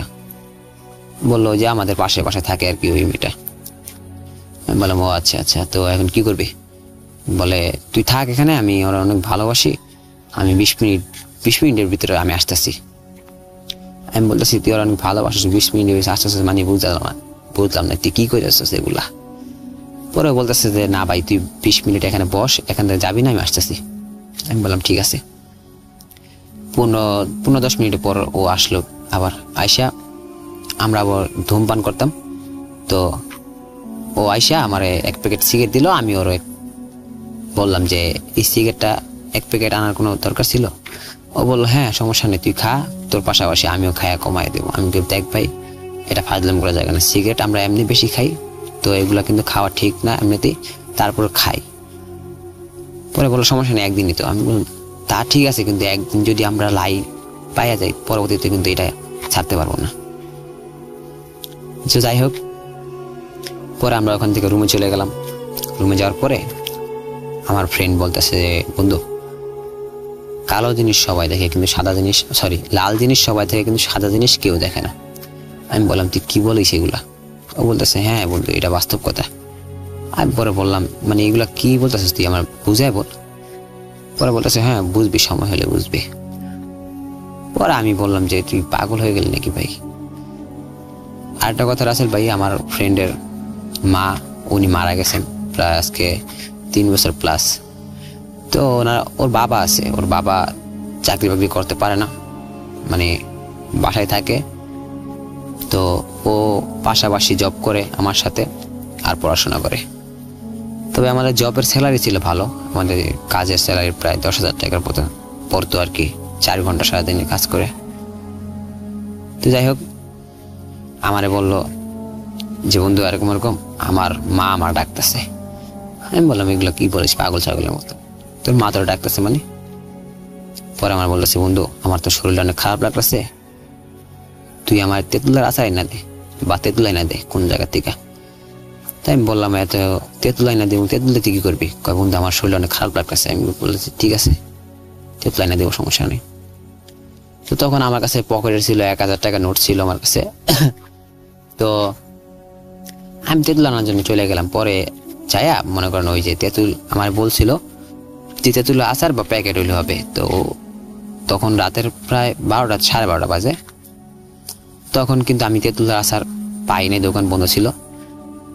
আমি ব্যাগ দিয়ে বাসায় চলে আসছি। চলে আসার পরে আমার ফ্রেন্ড বলতেছে বন্ধু আমি মনে হয় বাঁচবো না, আমি মনে হয় মরে যাবো, তেঁতুলের আচার চালু করে নিয়ে যদি না আনতে পারস তাহলে আমি মরে যাবো কেমন। আমি বলতেছি কি বলস তা বলতে বলে পাগল ছাগলের মতন, তোর কি হয়েছে? পরে বলতেছে আমার কি হয়েছে আমি যদি তোর এটা বলি তুই টিকতে পারবি? আমি বললাম এগুলো কি বলতেছিস তুই পাগলের মতন, তোর কি হয়েছে তুই ওইটা খুইলা বল আমাকে। বলতেছে বন্ধু আমি ইঁদুর মারা বিষ খাইয়া বলছি। আমি এগুলা করছিস কার জন্য? বলতেছে আমার তো সহ্য হইতেছে না, মেয়েটা আমার রিজেক্ট করে দিল, তাও এতগুলো কথা বললো, আমি তোর অনেক ভালোবাসতাম, ও কেন আমাকে এই কথা বললো? ও আমাকে না বলতে পারতো, শেষ এটুকু প্রতি সীমাবদ্ধ থাকতো, কিন্তু ও আর অনেক কথা শুনাই দিল আমারে। আমি বলছি তুই একটা মেয়ের লোকে কি এই বিষ খাবি? পরে বলতেছে দেখ বন্ধু এখন খায়া ফেলেছি, কিছু করার নেই, আমার একটা ফ্রেন্ডের এরকম হয়েছিল, তেঁতুল খাওয়াইছি ঠিক হয়ে গেছে, তুই যত তাড়াতাড়ি পারস আমার জন্য তেঁতুল নিয়ে। পরে আমি বললাম ঠিক আছে তাহলে তুই রুমে থাক, আমি আসতেছি 1 মিনিট। পরে তাদের একটা রিক্সা নিলাম, রিক্সা নিয়ে গাউসিয়া বাজারে চলে আসলাম। বাজারে আসা পাগলের মতো তেঁতুল খুঁজতেছি, কিন্তু তেঁতুল পাই না। একটা দোকান পাইছিলাম তাও ছিল বন্ধ। তো এখন কি করি, কোনো উপায় না পেয়ে আবার ব্যাগ দিয়ে চলে আসছি। চলে আসার পরে আমাদের যেখানে কাজ করতাম ওখানে এক ভাইয়ের সাথে দেখা, মানে রিক্সা থেকে নামার সাথে সাথে দেখা। বলতেছে এত রাতে কই গেছিলা তুমি, কই থেকে আসলে? আমি বলতেছি ভাই তেঁতুল লাগবে ওইটা আমার, আপনার কাছে আছে? উনি বললো হ্যাঁ আমার বাসায় আছে, আসো আমার সাথে। আমার বললো তেঁতুলটা কি করবো? আমি তো ভাই দরকার আছে। আরেকটা কথা আমার ফ্রেন্ড বলে দিছে যে কাউকে কিছু বলিস না, তুই শুধু তেঁতুল নিয়ে আয়। তো আমি বললাম ঠিক আছে সমস্যা নেই। যাই হোক তেঁতুল নিয়ে গেলাম। যাওয়ার পরে আমি বাসায় ঢুকছি, ঢোকার পরে আমি মানে ঘটনাটা এখান থেকে মনে করেন পুরো শিউরে দেয়। আমি কিন্তু এখন আমার বাসার ছাদে একা একা। তো আমার কিন্তু এখন পশম অলরেডি খারাই গেছে, কারণ মূল ভয়াবহ ঘটনাটা আমি চলে আসছি। তো এটা ঘটনাটা অনেক ছোট হইলো কি, এই ঘটনাটা আমি ছিলাম, আমার কেমন লাগছে এটা আমি তখনকার ফিলিংসটা এখন অনুভব করতে পারতেছি। তো যাই হোক আমি আমার বাসায় ঢুকলাম। ঢোকার পরে আমি রুমের মানে রুমের দরজার সামনে আসলাম। রুম তখন খোলা ছিল, তো আমি তো খুইলা হয়ে গেছিলাম। ও তার রুম থেকে উঠতে পারে নাই, মানে শোয়া ছিল ওখান থেকে উঠতে পারে নাই, তো ওইভাবে খোলা ছিল। তো আমি দেখলাম মানে আমার ফ্রেন্ডের পা ধরে, একটা পা ধরে পুরা রুমে মানে পুরা একটা ফ্যানের পাখার মতো ঘুরেতেছে করে। আমি এটা দেখার সাথে সাথে আমার শরীর পুরো অবশ হয়ে গেছে। আমি শুধু হা করে তাকায় আছি। তো এমনি ঘুরাইতে ওরা কি করছে, আমার এই বাথরুম ছিল আমাদের, এই বাথরুমের এখানে একটা আচার দিছে, মানে একটা আচার মেরা ফালাই দিছে ওর এখানে। পরে কি করছে ওর মানে ঘাড়ে ধরছে, ঘাড়ে ধরার পরে আলগি দিয়ে উঠাই লেছে, উঠাইয়া বাথরুমের ভিতরে ফিক্কা ধাক্কা মারছে। ধাক্কা মারার পর আমি কিন্তু চাইয়া দিছি, আমার কোনো হুঁশ নাই, আমি তাকাই আছি ওদিকে। তো ধাক্কা মারার পরে শুনলাম ও বমি করতেছে, মানে আমি সব বুঝতেছি দেখতেছি, কিন্তু আমি কিছু করতে পারতেছি না, আমার শরীর অপস, আমি লড়তে পারতেছি না। আমি শুধু যেভাবে আসছি সেম সেভাবে দাঁড়ায় আছি, কোনো কথা হইতেছে না, আমার মুখ দিয়ে কিছু হইতেছে না। শব্দ পাইলাম রক্ত বমি করতেছে, মানে রক্ত বমি করতেছে এটা পরে জানছি, একটু বমি করতেছে শব্দ হইলাম। পরে ও ওখান থেকে ভিতরে গেল, ভিতরে যাওয়ার পরে মানে বাথরুমে ছিল, তখন আমার বাথরুমের ভিতরে যাওয়ার 5 মিনিট পরে আমার হুশ আইছে, মানে জ্ঞান ফিরছে। তো যাই হোক আমি তড়িঘড়ি করে বাথরুমের ভিতরে ঢুকলাম, ঢোকার পরে বললাম কিরে ভাই তোর কি হয়েছে, সমস্যা কি, তুই রক্ত বমি করতেছিস কেন? পরে বলতেছে ভাই জানি না আমার কি হয়েছে, আমার কে জানি উঠায় ঘুরাইছে, ঘুরে আমার এখানে ফালাই দিছে। আমি বললাম যে হ্যাঁ আমি এখন দেখছি সবকিছু, কিন্তু আমি তো কোনো কিছু করতেও পারতেছি না, আমি তো ডাকতেও পারতেছি না, কিছু করতে পারছি না, লড়তেও পারতেছি না। পরে বলে হ্যাঁ হ্যাঁ ভাই এটাই তো, এখন আমি কি করবো ক, মানে ওই কথা বলতে অনেক কষ্ট হইতেছে, তারপর অনেক কষ্ট করে আমার বলতেছে। আমি বলছি ঠিক আছে তেঁতুল আনছি চালু করে ফ্রেশ ট্রেশ হয়ে চালু করে আমার কাছে আয়, ঠিক আছে। এ কথা বললে আমি বাথরুমতে বের হয়েছি, বের হওয়ার পরে আমি বিছানার তেঁতুল ধুয়েছি, ধোয়ার পরে যখন আমি মানে তেঁতুলটা ধুয়ে আমি পিছনে ঘুরছি, দেখি আমার সামনে আমার ফ্রেন্ড, মানে পুরো আমার লেভেলে 1.5 ইঞ্চি ফাঁক হইব দাঁড়ায় রয়েছে। রাসেল ভাই আমার বাথরুম থেকে ও যদি ফ্রেশ হয়ে আসে নিম্নত কমপক্ষে 2 মিনিট লাগবে, কিন্তু আমি আসার সাথে সাথে তেঁতুলটা থুইয়া যখন আমি ঘুরছি ব্যাগ দিয়া, তখন আমার সামনে দাঁড়া থেকে আমার বলতেছে যে কিরে তুই কি ওর মার সাথে তুইও কি যাবি নাকি, ওর মা যে জায়গায় গেছে, এই কথা বলতেছে। আমার চোখ দিয়ে টলমল করে পানি পড়তেছে। আমি বলতেছি যে তুই কে? পরে বলতেছে তুই আমার চিনবি না, ও আমার চিনে। আমি বলতেছি যে ভাই মানে আমার এমন রাগ হয়েছে বুঝছেন, আর চোখ দিয়ে পানি পড়তেছে, আমি জিদ দিয়ে একটা ধাক্কা মারছি ওরে, ধাক্কা মারার পরে দেওয়ালে ছিটকে পড়ে গেছে, পড়ে যাওয়ার পরে মানে অজ্ঞান হয়ে গেছে। অজ্ঞান হয়ে যাওয়ার পরে আমি মনে করি ওখান থেকে দৌড় মেরা বাইর হয়ে গেছি, রুম থেকে বাইর হয়ে গেছি। আমি অনেক ভয় পাইছিলাম। বাইরে হয়ে যাওয়ার পরে আমি আমার একটা ফ্রেন্ডে নিয়ে আসলাম ডাক দিয়া, যে ভাই একটু দেখে আসেন, একটু হেল্প কর, আমার একটা সমস্যা হয়ে গেছে আমার ফ্রেন্ডের সাথে। পরে আসলো আমার সাথে, আসার পরে ও ওই জায়গায় শুয়ে আসছিল, তারপর ওর পানি দিলাম মুখে, জ্ঞান ফিরালাম। তো ওর জিজ্ঞাসা করলাম যে কি ভাই তোর কি হয়েছিল, কিছু মনে আছে? ও বলতেছে হ্যাঁ মনে আছে তো, আমার একজন পাঞ্জাবি পরা পাগড়ি পরা মাথায় উনি আইসা, তুই যখন চলে গেছিলি তখন উনি আইসা জানলা দিয়ে আইসা বসছে আমার সামনে, বসার পরে আমার বলতেছে যে কিরে তুই কি তোর মার কাছে যাবি, এগুলা বলতেছে। বলার পরে যখন আমি যখন এখানে পড়ে গেছি তখন আমার কোনো সেন্স ছিল না, তখন আমি আবার দেখলাম যে এত বড় একটা মানুষ জানলা দিয়ে বের হয়ে গেল গা। আমি বলছি যে ভাই তোর সাথে কি আগে এরকম কোনো ঘটনা ঘটছিল? পরে ও তো বলতেছে না এরকম কোনো ঘটনা ঘটে না, কিন্তু আমার সাথে একটা এরকম কিছু থাকে বা আমার সাথে ছিল, এরকম একটা শুনছিলাম আমি ছোটবেলার থেকে, আমার আম্মুর থেকে শুনছিলাম, আমার আম্মু বলছিল। আমি বলছি এখন কি তোর শরীরটা ভালো লাগতেছে? হ্যাঁ ভালো লাগতেছে এখন আমার শরীরটা। পরে দোকানে নিয়ে গেলাম, দোকানে নিয়ে যাওয়ার পরে ওই তেঁতুল ওগুলা একটা ঠান্ডা পানি কিনলাম। তো যে দোকান ঠান্ডা পানি কিনছে ওই তেঁতুল ছিল না, ওই ছোট একটা দোকান, টং দোকান।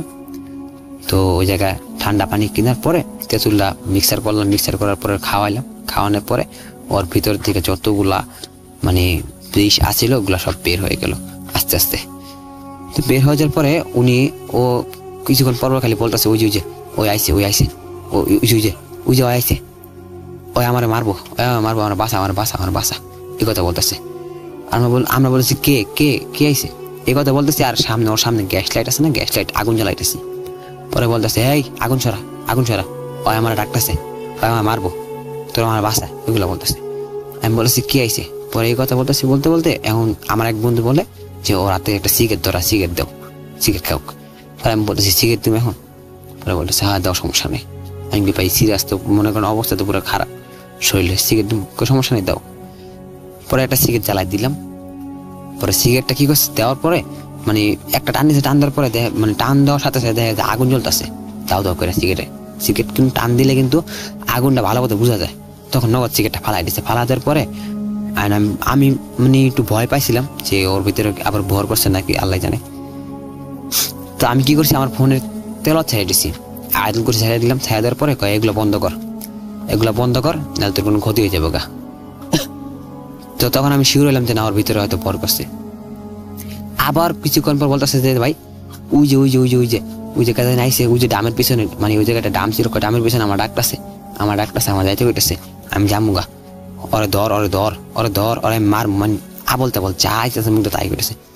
আমি বলেছি তুই কারে দেখো, তুমি কি কারো দেখো, মানে সরি মানে তুই কি কারে দেখোস? ও বলতেছে হ্যাঁ আমি দেখতেছি, তো ও আমার ডাকতেছে, ও আমরা নিয়ে যাবো আমার আম্মুর কাছে।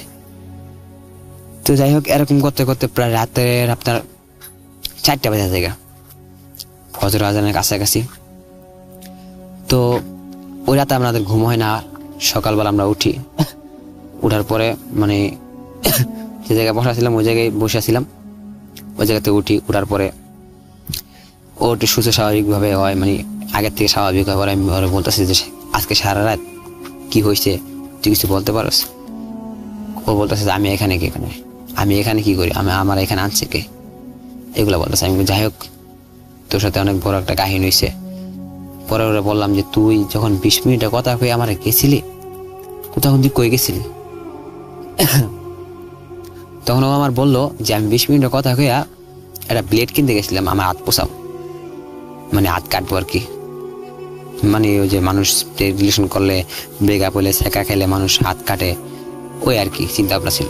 তো হাত প্লেট দিয়ে হাত কাটবো, তো এই সময় হাত কাটা মানে একটা জঙ্গলের ভিতরে ঢুকছিল, ছোটখাটো একটা ঝোপঝাড় বাঁশঝাড়ের মতন একটা, ওই জায়গায় ঢুকছিল। ঢোকার পরে প্লেট কিনে ঢুকছিল যে ওই জায়গায় বয়ে হাতটা কাটটা, পরে মানে কাপড় দিয়ে বাইন্দা পরে আসে। আমার সামনে তো কোনো সময় কাটতে পারতো না। তো ওর পিছিয়ে পিছিয়ে একটা ছেলে যাচ্ছিল। পরে ও বলতেছে যে তুই এখান থেকে কি কারণে আসছিস, তুই এখানে কি করস?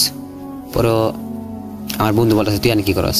ওই ছেলেটা বলতেছে যে আমার এখানে কোনো কাজ নেই, আমি এখানে আসছি, এমনি আসছি, আমার ভালো লাগছে।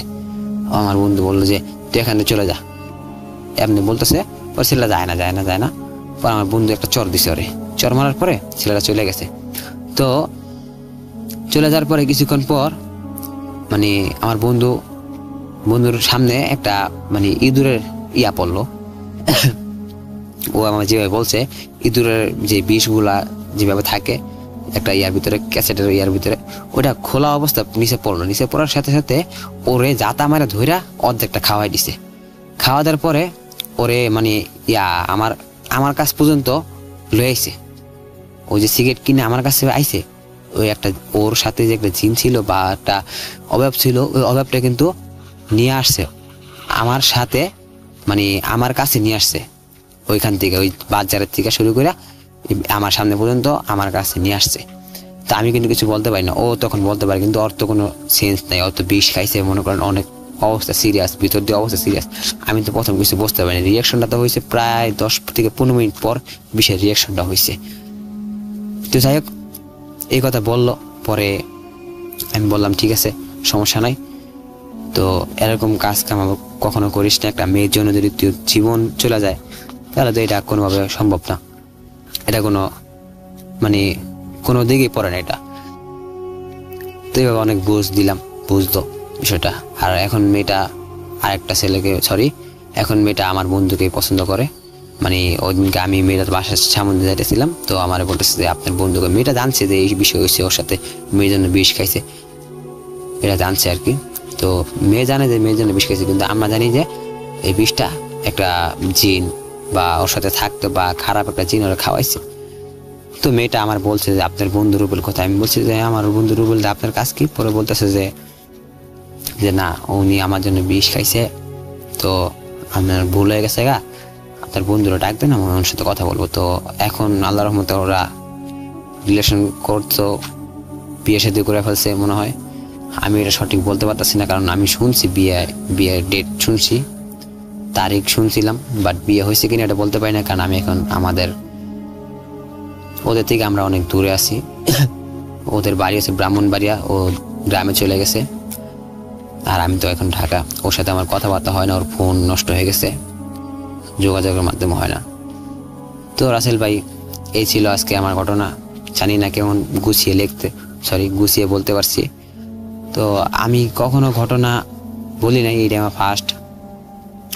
আর আরেকটা কথা হচ্ছে, ঘটনা যদি আপনি শেয়ার করেন তাহলে অবশ্যই আমাকে ইমেল করে জানাবেন, অনেক খুশি হব। যদি এই ঘটনা সিলেক্ট হয় তাহলে অবশ্যই আমার কাছে মারাত্মক লেভেলে ঘটনা আছে, চমৎকার ঘটনা আছে, যেগুলো আমার প্রথমে বলছিলাম আমার আরেকটা ফ্রেন্ড আছে, ওই ফ্রেন্ডের মা 7 থেকে 8টা জিন পালে, অনেক বড় বড় জিন, যারা অনেক মানে বাদশা, মানে জিনের বাদশা তো আপনারা চিনেন, বাদশা জিন থাকে। তো ওর সাথে আমি অনেক ঘটনা শুনছি, অনেক ওর মার কাছ থেকে অনেক ঘটনা শুনছি। তো ইনশাআল্লাহ যদি এই ঘটনা সিলেক্টেড হয় তাহলে আমি অবশ্যই ওই ঘটনাগুলা বলার চেষ্টা করব, ইনশাআল্লাহ বলার চেষ্টা করব। তো আশা করি সকলে ভালো থাকবেন। আল্লাহ হাফিজ। Welcome back. আপনাদের সবাইকে স্বাগত জানাচ্ছি আমি রাসেল। আশা করছি আপনারা সবাই ভালো আছেন, ভালোর দলে আছেন, আমিও ভালো আছি আর ভালোর দলে আছি। বিদায় নিতে হবে আমাদের। আপনারা সবাই এতক্ষণ পর্যন্ত যে ধৈর্য নিয়ে আমাদের এপিসোডটি শুনলেন সেজন্য আপনাদের সবাইকে অসংখ্য ধন্যবাদ। যদি একটি ঘটনাও ভালো লাগে তাহলে আমাদের এই এপিসোডটি শেয়ার করুন আপনার বন্ধুর সাথে। যদি চান আপনার ফেসবুক থেকে আমাদের লিঙ্কটি অর্থাৎ ইউটিউব লিঙ্কটি শেয়ার করতে পারেন, তাতে আরও বেশি মানুষ জানবে আমাদের সম্পর্কে। যারা এখনো পর্যন্ত আমাদের চ্যানেলটি সাবস্ক্রাইব করেনি অনুগ্রহ করে সাবস্ক্রাইব করে নেবেন, কারণ প্রতিদিনই কিছু না কিছু থাকে। আপনাদের নোটিফিকেশন পাওয়াটা অনেক বেশি জরুরি। আমরা আজকের মতো বিদায় নিচ্ছি। ভালো থাকুন, সুস্থ থাকুন, মোস্ট ইম্পর্টেন্টলি ভূত.com-এর সাথে থাকুন। আল্লাহ হাফেজ।